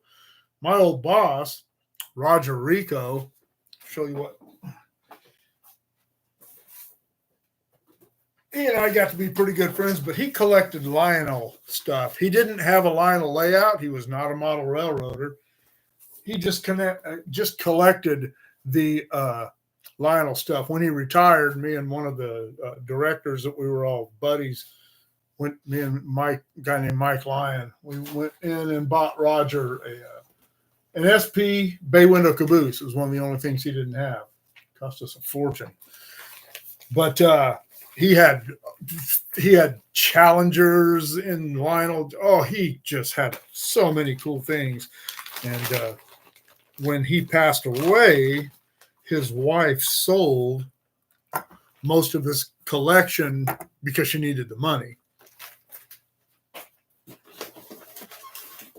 I didn't ask her how much she got out of it. Probably a lot. But she contacted me. She and I were good friends with she and Roger.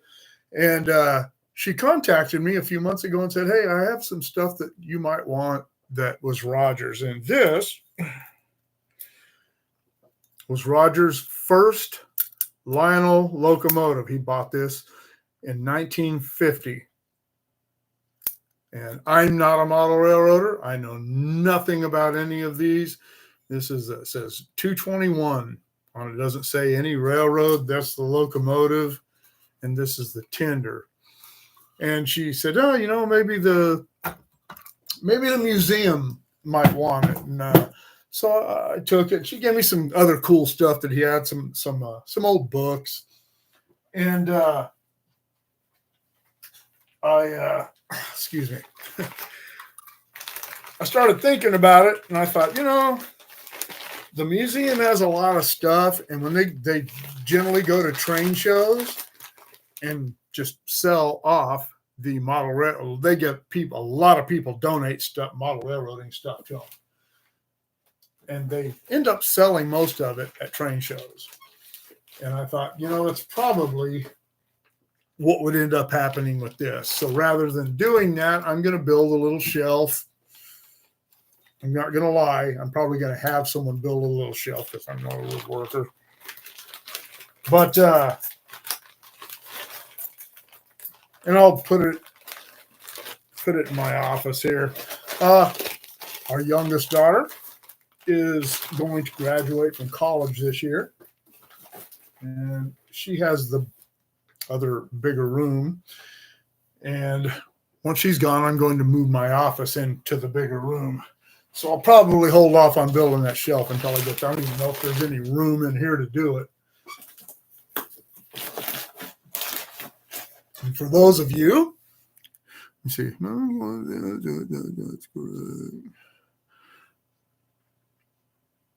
12-step, Brian. That's funny.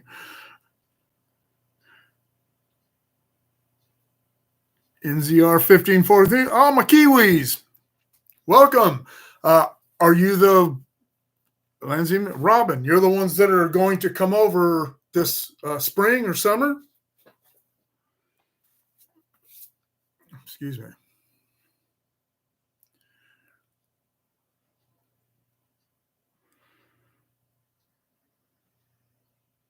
Swelling sausage. Happy New Year from Fillmore. We were just talking about the pedal car thing over at Fillmore.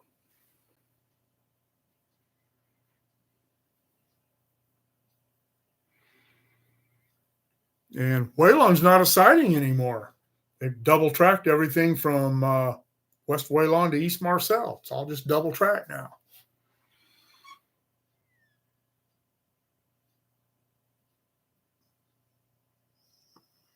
Edward Sinclair.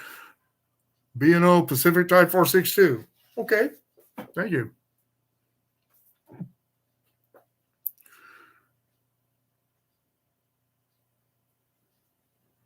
But I started to say a minute ago that for those of you who ever saw I did 2 videos about a year and a half apart, just kind of showing around my office. The first one, I had hardly anything in here at that time. And, but I showed off my guitars and I played a few songs, and you'll notice that the guitar over there is gone now. My first electric guitar that I bought from my buddy and guitar mentor, Mark Sr., who passed away last year, or gosh, 2 years ago now. My goodness. And the reason that guitar isn't there anymore is I passed that down to my grandson, Aiden, who started playing guitars a little over a year ago. And he's already really, really good. He's taken lessons, and I've told him I know more stuff than he does because I've been playing for a long time, but he's already a more proficient guitar player than I ever was. I'm really enjoying him doing that. So I gave him that one, and I still want to do a video on those 2 Strats right there.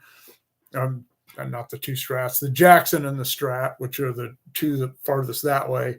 Those are 2 that I inherited from Mark. I still want to do a little video on those. And I actually thought about doing that today, but my hand, I've got arthritis in in these knuckles here, and it's kind of getting hard for me to play guitars. It's hard to hold a pick. I can't finger pick at all. But so eventually, Aiden's going to end up with all these guitars. But yeah, these 2 are 2 that I inherited from Mark. I also inherited a Les Paul, Ibanez Les Paul Jr. in some stage of something that Mark was doing to it, all torn apart. I gave that one to Aiden, and he is putting it all together. It didn't have any electronics in it or anything. And there was also a PV bass, and I don't play bass guitar. I don't want to learn. So I gave that to a guy that Mark and I went to school with, who was a professional bass player and musician in the Monterey area. And his name is Roger Rogers, and he took it and fixed it all. It's beautiful. The work, he just completely redid it. It was just absolutely beautiful.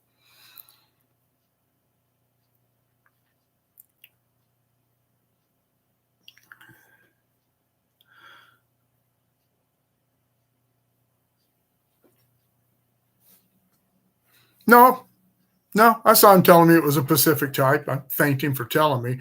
Yeah, I still don't know anything about the Lionel end of it. I don't know if it's worth anything. I didn't Google it or anything. It doesn't matter what it's worth. I'm going to hold on to it. Doubt if it's worth enough to overcome the sentimental value it has to me from it being Roger's first locomotive. Roger was my boss from 1989 until 2000 when he retired, and he was a character. And he hated, if you were in back then, that Southern Pacific, construction and maintenance were all under one supervisor, and UP separated construction and maintenance, but Roger was the boss over all of us during Southern Pacific days. And if you were in construction, he hated you. It's just the way it was. And he always denied that. But I was, every time I was the dumbest SOB. I was an idiot. I was worthless. I was stupid. And the day I became his maintenance foreman, I ain't kidding you, that I was his right-hand man. What truck did I want? What did I want on it? Whatever I wanted was mine, and I was his right-hand man. And he always denied that, but it's like, oh, come on, man. But he was a character, and he was a good guy. And, well, he would get on, call you names and stuff, but you could do the same to him. You could line him out and yell and scream at him, and when it was all done, go have lunch, the way it should be.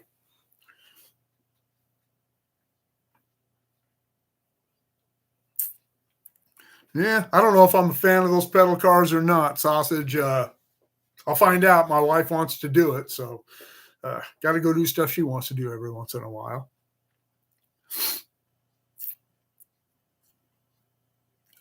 Charles Woods, no, Taylor Yard closed in 87, and where Taylor Yard used to be is now where the Metrolink, they have their engine facilities, their repair facilities and all that. That's all where the southern part of Taylor Yard. And then the part of Taylor Yard that went out to the east, a little further away from the river, was that's all like a park now and some apartments or something like that. But yeah, Taylor Yard's all gone.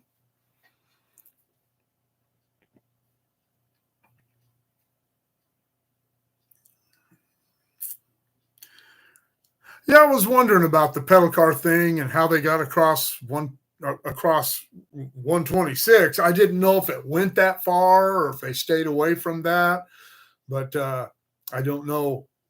I was thinking exactly that when I read about it. Even if you have gates, people run through gates and hit trains. So yeah, so you still got to watch out. Yeah, but I'm going to do it. What the heck? I'm bold enough to go ride dirt bikes and ride my Harley on the streets of California. I'm probably not going to be in any more danger on a pedal car than that. NZR 1453. Yes, I am very much looking forward to hanging out with you.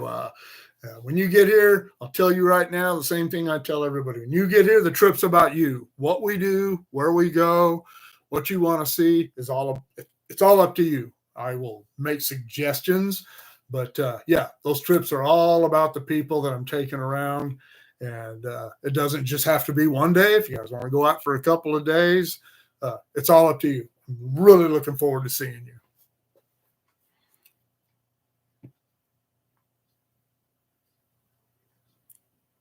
Agricultural area has been, I'm from the San Joaquin Valley. I've lived down here and I worked up 99 for 22 years. If there's a pesticide or an herbicide in existence, I have been sprayed by it. I've had crop dusters fly over there's a lot of places up there where there's fields on both sides of the tracks. The tracks just bisect the fields. And I've crop dusters fly over us before spraying that stuff. And it's like, they try not to, but it still gets on you. It didn't kill me yet. It ain't going to kill me out in a field on a pedal car.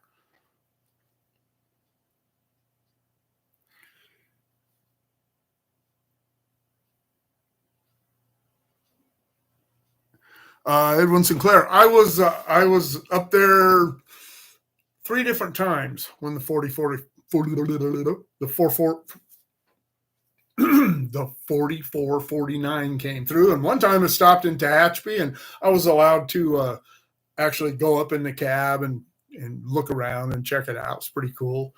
But yeah, I saw it the one time right there in Tehachapi. I saw it another time. I went down by Tunnel 5, and I actually got an old VHS video of it, but that tape disappeared.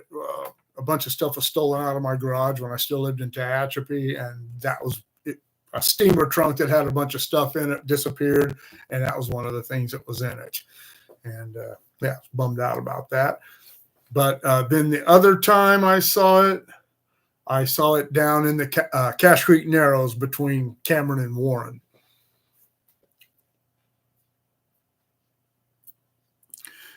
Swollen sausage. Yeah, they're not cheap. I think it's about, for both of us, I think it's $200 or something like that. But you know what? It's just like when we go on vacations. You know, Jennifer goes, "Oh, I don't want to get the prime rib because it's $50 or whatever." And it's like, we're on vacation, we're going to spend $2,000 or whatever we're going to spend. Just get it. What the heck? I'm getting to the age now where I'm not going to waste money, but if I want to do something, I'm going to do it. And as long as the price isn't over the top, I'm going to go ahead and spend the money. It's like we went to the Grand Canyon this last spring. Took the train. I tried to get first class both ways, but first class going out was already sold out. So we just got first class coming back. And yeah, it's a little bit more, but it was worth it.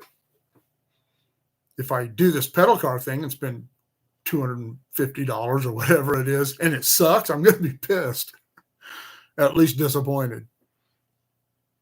Yes, they do have electric assist, which is good for me because I'm lazy.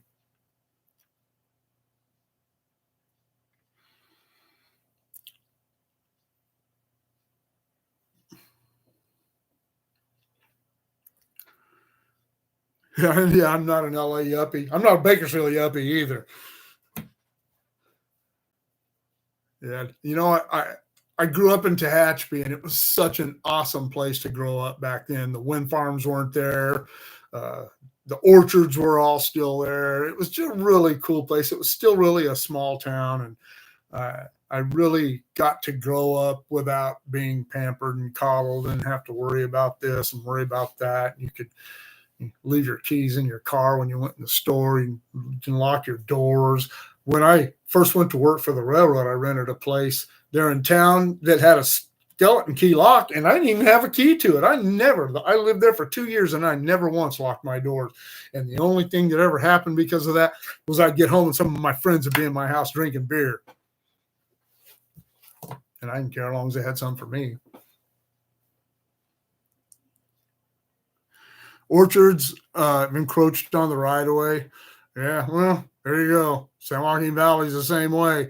One of the cool things about the orchards up the valley, these people see you all the time. They see you during the harvest season. I was up there for a long time. And I'm not going to say I get to know these people, but they knew who I was. And there was nectarine orchards up there and nuts and down here around Bakersfield, oranges. And just go up to them and say, hey, can I get a bag of those? Yeah, go ahead. Just pick them off the tree, and they don't care. Make sure you wash them.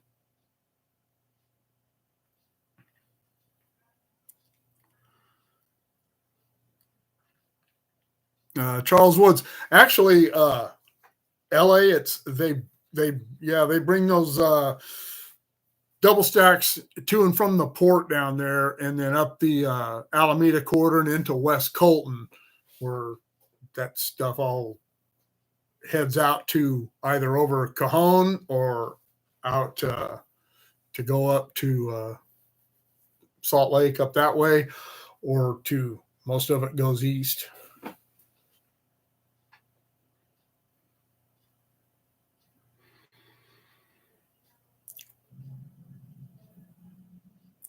Now the flyer that we have is, I think it's $250 for two people. Because if it's, I don't know, if it's 200 each, I don't know. Maybe we'll still do it. I don't know. Timothy Shepard from Livermore. Welcome. Thanks for joining us.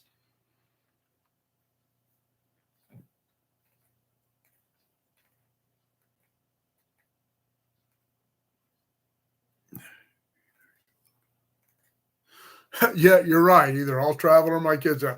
I've told my kids already, I'm spending your inheritance. And that's with my dad. My dad's been single forever, so he always did whatever he wanted. But I always told him, it's your money, Dad. You save it for us. Do what you want with it. And he did.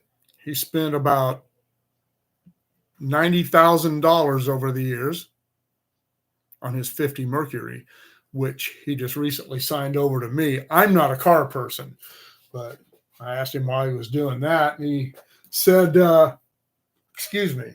He said, well, it's just one less thing you'll have to do when I'm gone.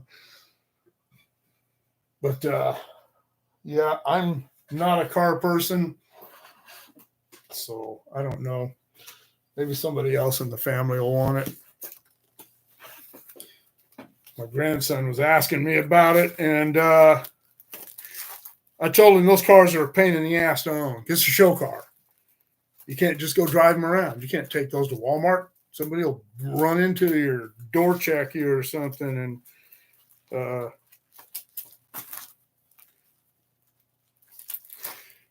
but it's a bad car. It's been sitting for a long time because Dad's not he's not in danger of dying or anything, but he hurt his back a long time ago. And trying to see if there's a picture of it in here. Well, here's some. I don't know if you can see that, but that is his 50 Merc. That's the Earth Angel. It has a 350 Chevy in it with a blower under the hood. It's got an all box aluminum front clip. It's a trick car, but yeah, he's always overheats. He's got I don't want to mess with that.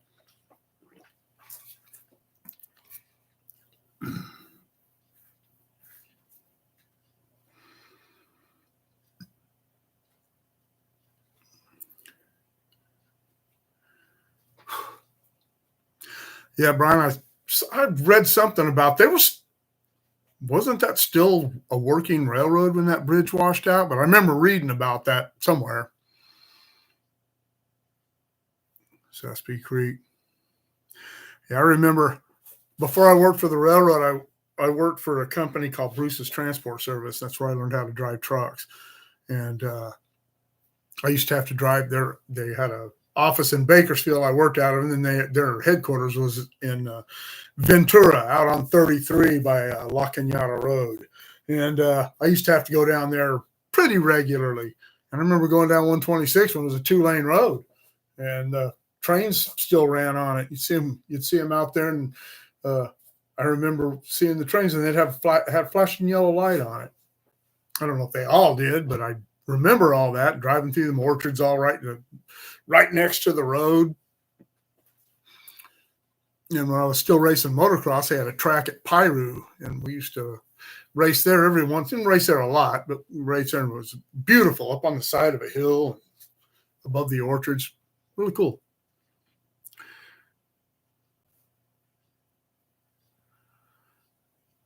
Yeah, Richard, is it sir? Is that how your last name is pronounced? I hope so. But yeah, I have friends that live back east that ride, and their bikes spending 5 or 6 months on trickle chargers. I've never had to have my bike sit any longer than I wanted. I haven't actually even started mine since December. Since the toy run here in Bakersfield. I didn't have time in December. I was too busy doing other things. And so far this year, it's been a little chilly for riding. I would ride it up to the museum when I was doing duty up there quite often, but it's been a little too chilly for that. And then now it's been raining. So Sunday was gorgeous here. Oh man, it was beautiful, but I felt like crap. And it would have been a beautiful day to ride.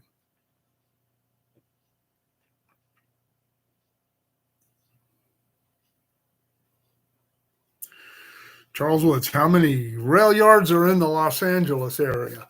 Well, I know there's the City of Industry. I think there's a yard in Commerce. BNSF's big yard is actually out in San Bernardino, but I know they have a facility in Los Angeles by downtown. So I don't know how many there are. There's quite a few. Then they've got the stuff down at the ports. So I don't know how many. Does anybody else answer that question? I don't know exactly how many yards there are in the LA area, but Los Nietos has a yard. Yeah, I don't know.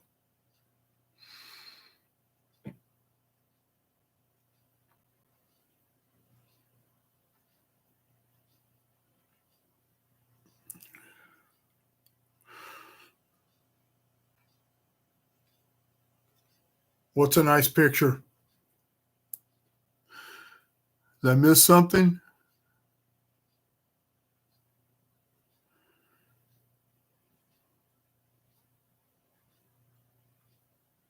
LAC. Any chance of Visalia Electric video? I I actually have a book on the Visalia Electric, and the whole system as it used to be.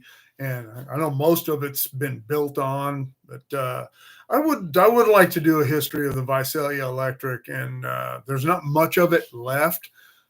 We always called we always refer to the branch, the Visalia branch that leaves Goshen and goes to Visalia. They always called that the Visalia Electric, but I don't think that was actually part of the Visalia Electric. But yeah, I would like to do that. That's a very interesting history, and very interesting. The way it was all set up and the places it went was pretty cool. So yes, I would like to do that. I don't know if I'll get it done this year. We'll see. I don't have a lot of things planned this year yet, but yeah, yes, I will definitely try to get to that for you. Indian Dunes. Yep, I raced there a lot. It's been a lot of where there was times back in the 70s when I was still a kid and my parents were footing the bill.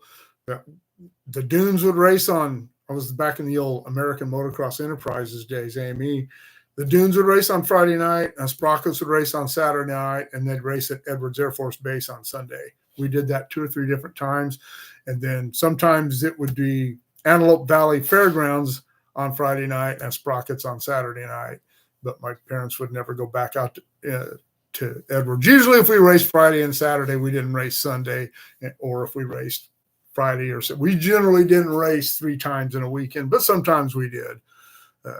When I was racing as an adult, I didn't have the time or the energy to race that much, or the money.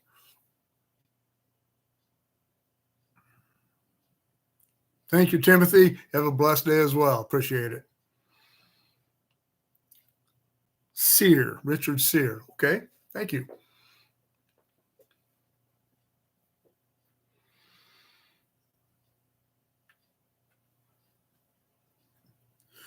I'm not a local. Maybe Brian Simpson. I don't even know. I'm not sure where you live. I've always lived in Tehachapi. When I was a kid, I lived in Tehachapi, and I've lived in Bakersfield since I moved away from there. So we're regional.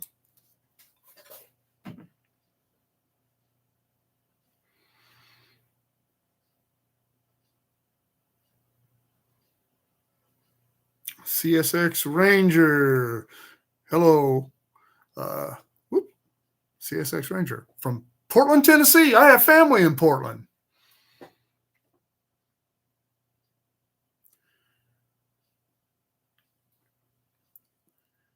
Charles, is that yard called Colton Yard? Is that yes? Colton is a classification yard. It's where the hump is. It is it's gigantic. I have a video. It's actually one of the very first videos I put on my channel, because I actually recorded it in a vertical format, because I recorded it to put on my Facebook. I didn't have a YouTube channel when I did that, and when I got the YouTube channel, I decided to put it on there. So if you want to go back and search my channel for Colton Yard, I did a pretty thorough tour of the yard, watching them hump cars at the one spot facility, the service racks, watching how the retarders work. It was a pretty cool video. It's just in a vertical format, which makes it kind of a pain to watch, but it's there.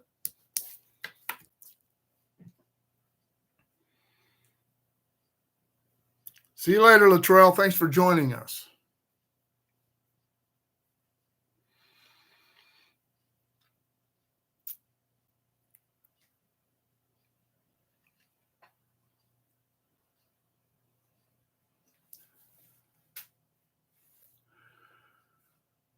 Okay.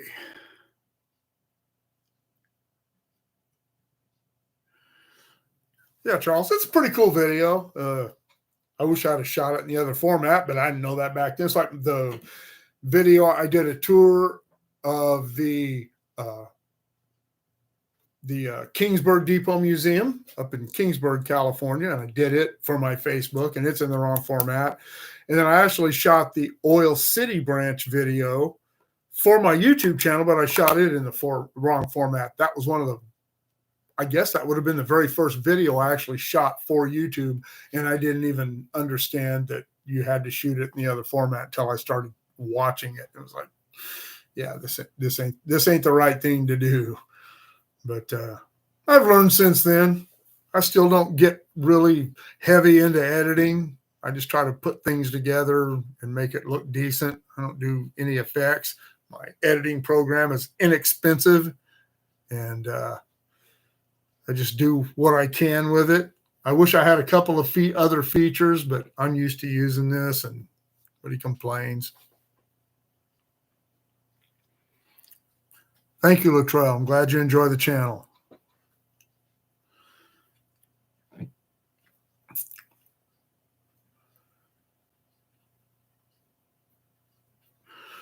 Yeah, we used to go down to the Crystal Palace every once in a while. You never knew when Buck was going to be there. It was never, because he didn't even know.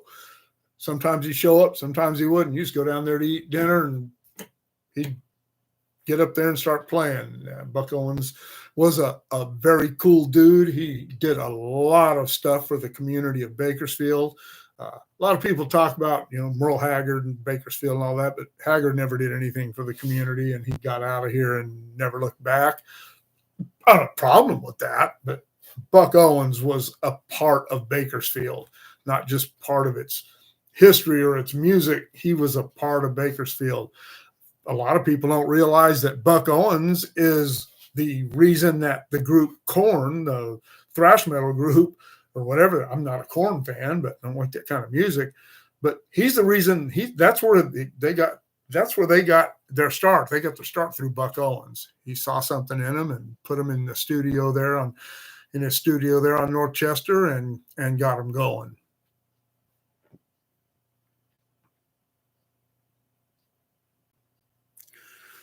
How's the town of Waylong? Waylong is actually not a town. It's just a location. The community of Keene is the closest place to Waylong. And it's doing good. I go to the Keene Cafe pretty regularly and eat. When I'm going out shooting videos, if I'm going up to the museum for a day, I'll stop there and grab me some breakfast before I take off. I love breakfasts. I don't generally eat lunches when I go out and shoot. I eat breakfast and don't eat again until I get home. Same at the museum. I go eat breakfast before I leave and don't eat till I get home. And Keene it's also where the headquarters of the United Farm Workers is. I went to school with Cesar Chavez's kids, with two of them, and the Cesar Chavez Memorial Monument Museum or something like that. That's there too. It's not my thing. So, but that's right there. That's at Woodford. The sighting of Woodford is actually at Keene, and then Waylong is the next sighting up. The loop is just up, and you can stand at Woodford and look up and see Waylong from the sighting of Woodford.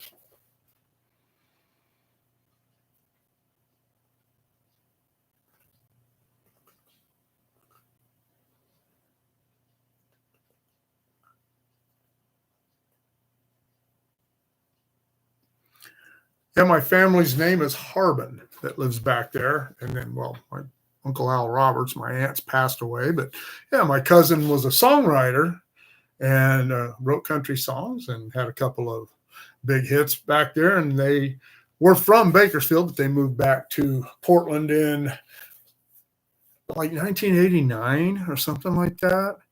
And Steve chased his dream back there and caught it. And he passed away last year. My cousin, and but his widow still lives back there, and their kids, they're all back there.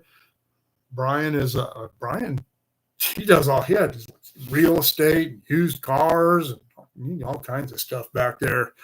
And I'm not sure what Ronnie does, but yeah, they're all back there. And Portland, I went back there a couple of times. Portland was really nice. As usual, it was humid back there. I didn't go during the hot time of the year, but it was still really humid, but beautiful. They live close to an airport. I remember there was a blimp out there that was waiting out a storm one of the years that I went out there. That would have been about 98. And yeah.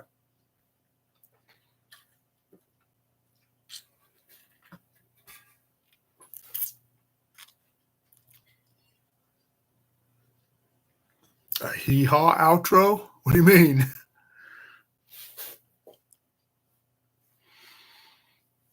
That song, "We Love the Time We Spend with You," probably run a bunch of people off if I start singing.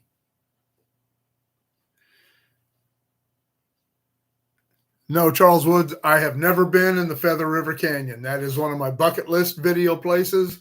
I would really like to get up there and get some stuff shot up there. As I've never been up there, it's another place I'm unfamiliar with, but I have a guy that I used to work with at SP who lives up there, SP and UP, who lives up there, and he's come down and hung out with me and gone out chasing trains. And he's very familiar with that and the Donner. And I have an open invitation to go up there and have him show me around. And I really would like to do it because it looks really, really cool. And I believe the Williams Loop is up there too. As I said, I'm unfamiliar with the area. I've just heard things. But yeah, I'd like to get up there and check that out.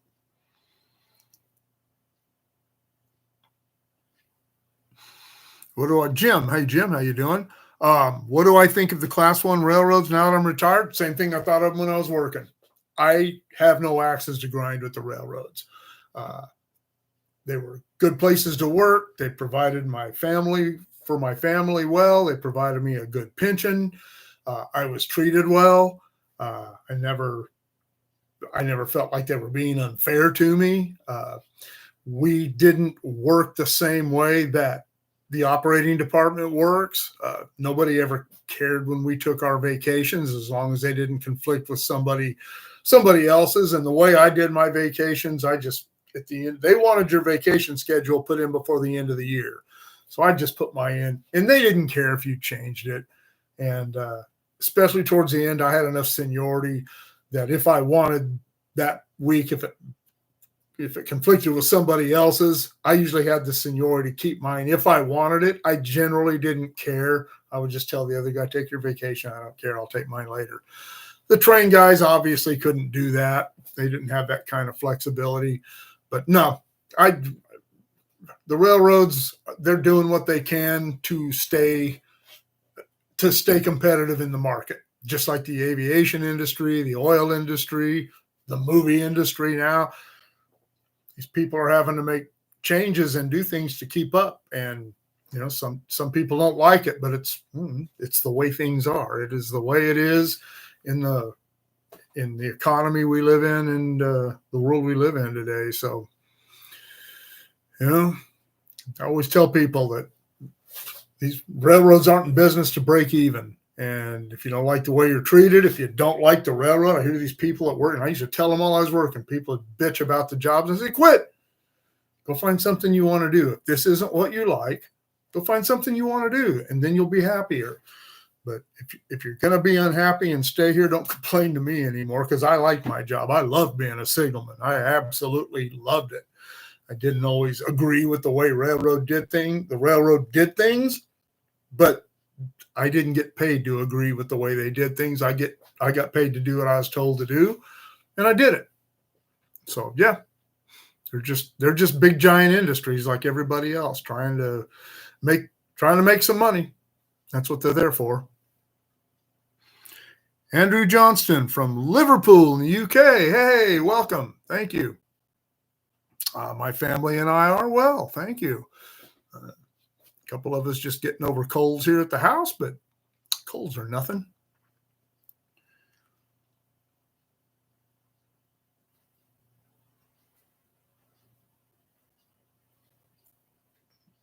Oh, the gloom, despair, and agony on me. Yeah, I remember that. That was a skit, though. That wasn't their outro.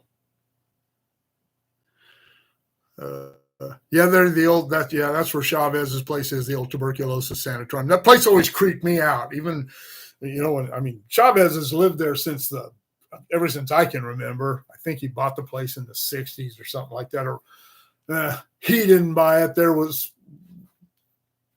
the way it went down, but he's been there since the '60s because I went to school with his kids since I moved up there in the late '60s. But it always creeped me out, even because to get to the west end of Woodford or down between Woodford and Rowan, you had to drive through there. And all those old buildings and stuff, creepy.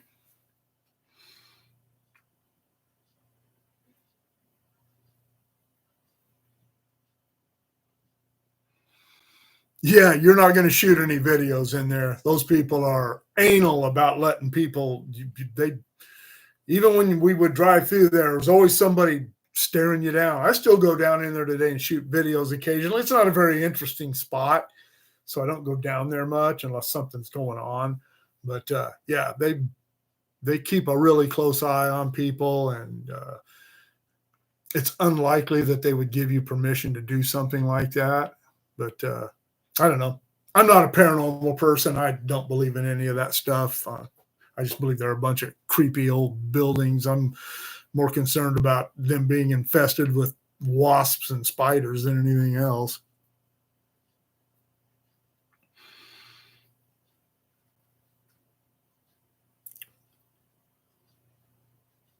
$208 Railfanning.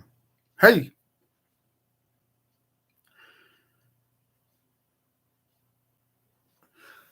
I don't think COVID actually had that much effect on the railroads. They tended to actually seem to stay pretty busy during the whole thing.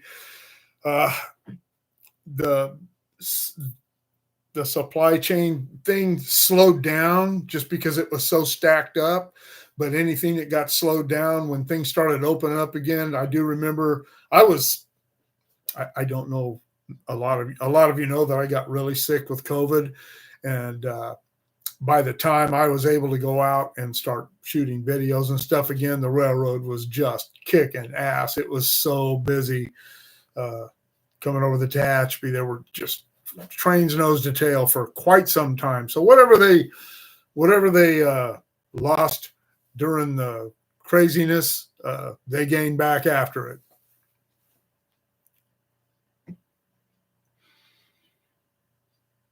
No, I do not swim in the Killer Kern. I don't swim in the Kern River. I don't wade in the Kern River. I am not a water person.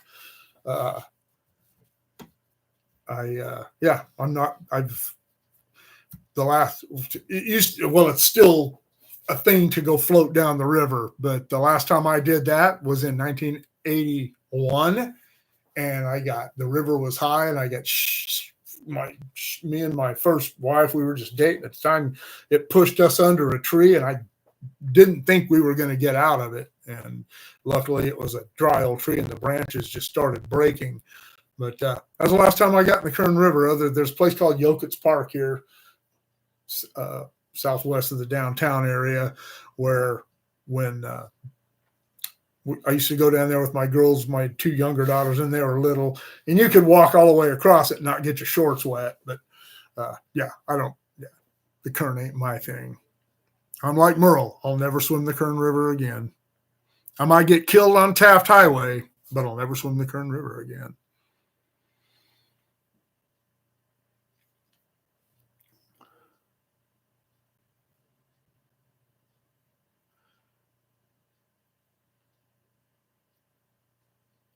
And 208 Railfanning. Where are you from?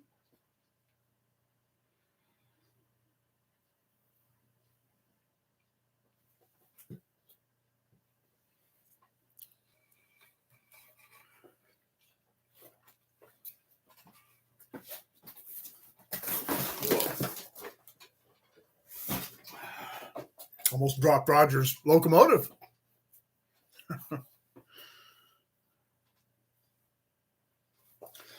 Something else that I'm going to be doing this year. I was going to do this last year, but I had a time finding a general code of operating rules. The guys down at the train guys down at Bakersfield finally came up with one for me. They didn't have any. I went down there one day and said, well, they said, yeah, sure, we'll give you one. And they're looking around and nobody had one. They finally got some new ones in recently, and they gave me this. And the reason I was waiting for that is because I want to do a piece on the special instructions. I did a piece on the how timetables work on the Mojave.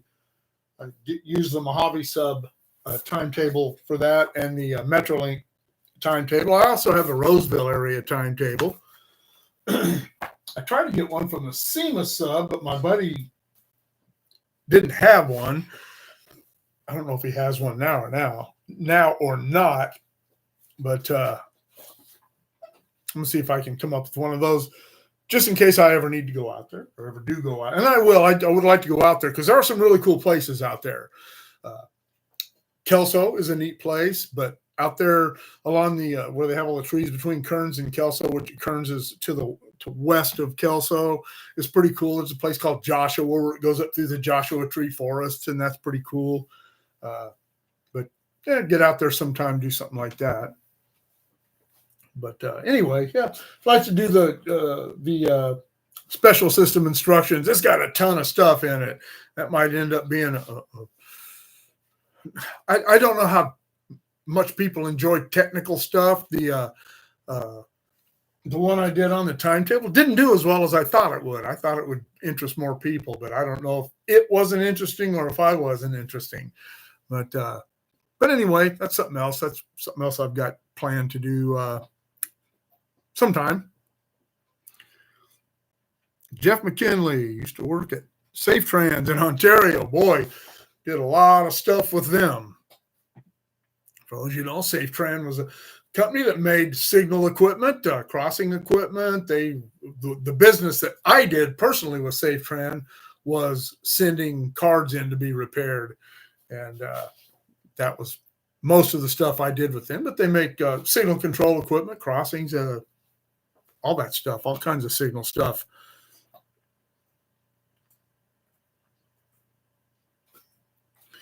Riverside. He lives in Riverside. And as many times as I was in Colton, I only went to Riverside a couple of times. Went down there to Skip Norfolk? Skip Fortis, the Harley shop down there. I don't know if they're still open or not. Skip Norfolk was Jeremy McGrath's mechanic.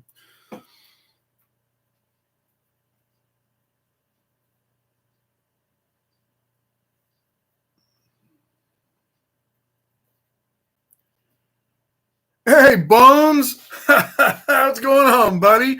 Everybody, Bones is Steve Smith. Used to work with him up the valley. He was Steve, were you the Madera maintainer or the maintainer above that Dean took over? I don't remember. But man, how you doing, bud? He's one of the Californians that escaped up to, where'd you move? Utah or Idaho or Montana or somewhere like that. If you remember Don Ehler, Steve, he's going to be headed up that way when he retires.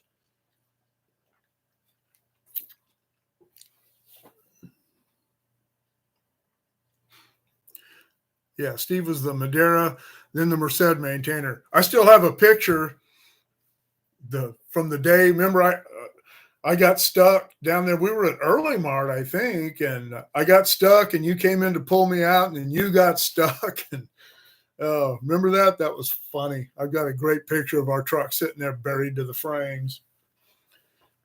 You wouldn't think that in the San Joaquin Valley you'd have stuff like that, but man, you'd get off when it started raining. You get off the pavement at all, and you just slide down into where the grass was, and you were just screwed. Even with 4-wheel drive, you're done. Call a tow truck.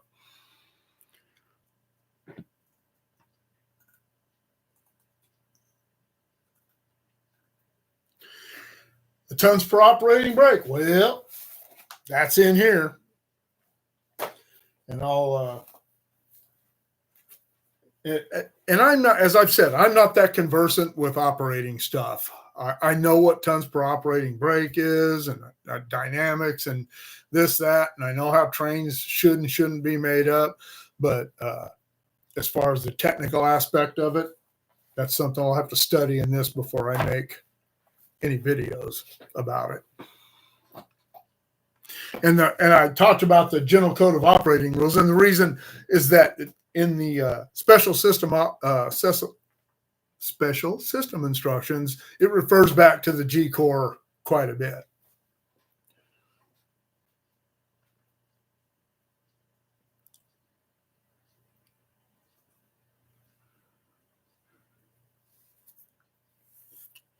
Charles Woods, when are you going to produce any more videos? Will it be springtime? No. If you're talking about when I'm going to make videos, no. I've actually got a few already edited, ready to go for next month. Everything's already scheduled for this month, and I'm going to get out. I've got a lot of ideas. I'm going to do something on the California high-speed rail, where they are on that. I'm going to try not to make it political, but just kind of just be factual about where things are and all the construction that is and isn't going on. As I said, I'm going to go up to Oregon this summer and try to get some stuff up there. But no, I'm always out shooting videos. I haven't done anything this month. I didn't do much in December. They had that little minor derailment that you saw at Rowan, and I didn't even plan to do that. My buddy called me and said, derailment at Rowan. But I kind of took it easy the last couple of months because I had a lot. Obviously, the holidays have a lot of other things going on, and I just kind of wanted a break, from not just from shooting videos, but from editing videos. I've just kind of been chilling out a little bit and trying to play the guitars a little more. Been kind of not playing very much because my hand hurts, but just doing some other things, and I'm ready to go shoot videos again, and now everything's muddy. So not that I have an issue with going out and shooting in the mud, but get the truck too dirty. Got to give it a break.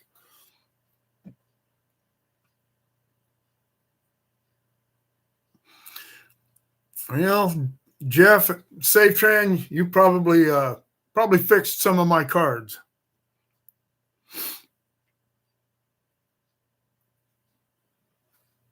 Athol, Idaho. Yeah, I'm not sure. One of Don's kids moved up to around Boise somewhere, I think, but he's not going to move there. But Don said Idaho is probably where he's going to go. Yeah, the good old days. You know what? Somebody was just asking Steve about what I thought about the railroads, Class 1 railroads now that I'm retired. And I don't know how you felt about it, but I had no axes to grind. I had a good time at the railroad. Sometimes it wasn't good. Sometimes we worked our butts off, and sometimes we didn't get along with our bosses or coworkers or something sometimes, or you had to whatever, But as a whole, it was a good career. I enjoyed mine. I hope you did too. I know that every time you and I ever worked around each other, we had a good time. 208. Well, I'm not going to move to Idaho, but I certainly will be going up there once. There's a few things I need to take care of before I do another. And that'll probably be a solo trip. And once my buddy gets up there, he and his wife get up there, maybe Jennifer will want to go with me, shoot some videos up there. But 208, yeah, I will do some Idaho stuff at some point.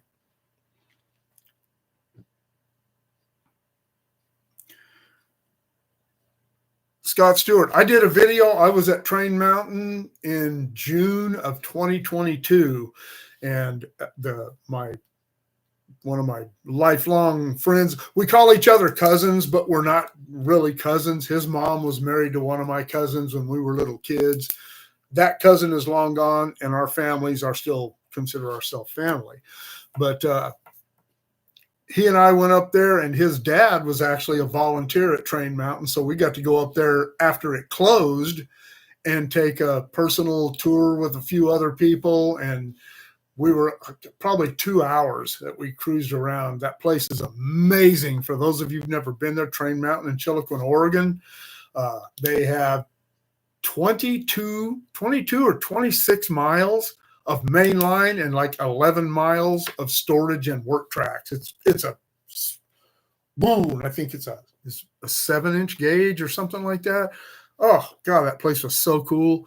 And they have a triennial meet there that they had in just after we were there. And so that's every 3 years. So in 25, they'll have another one. And maybe I'll go up there just to do a video just about that. We'll see.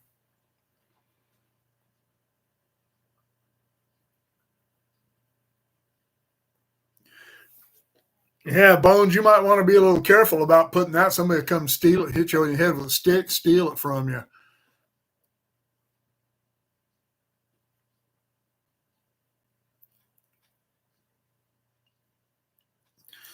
Andrew Johnson, talk about the opportunities.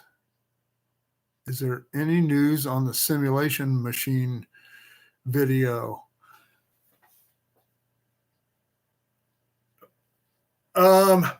You may be referring to when I did the walkthrough of the Bakersfield Depot before they shut it down, and I showed this simulator. When they moved the yard office, I don't even know if they have a simulator there anymore. The guy who I was the closest to, as far as the train bosses down there, has transferred. He's not in Bakersfield anymore. I get along with the guys that are there now, but I still don't know. I haven't talked to him about it, but I'll look into it. I don't know if Union Pacific would be down with doing that or not. When I was talking to the other guy, he was going to look into it, and it probably got shuffled onto the back burner and the back shelf or whatever. But if that's what you're referring to, I'll look into it again and see about it, because I've never done it. I think it would be cool.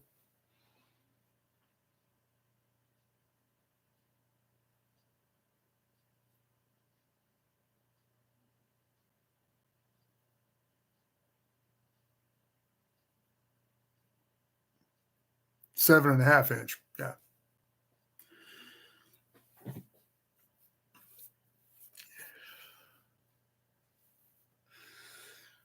Okay, let's see.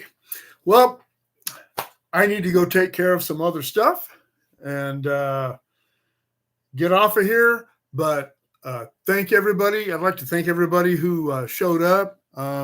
See, was attached. Loop have places along the route you can. No, they used to let people do that. Charles Woods, they used to let people do that when SP was there. I don't know. The worst, if you went and did that, the worst thing that would probably happen is maybe somebody would come and ask you to leave. You're not going to get arrested or anything for it, but yeah, they kind of keep people out of there now.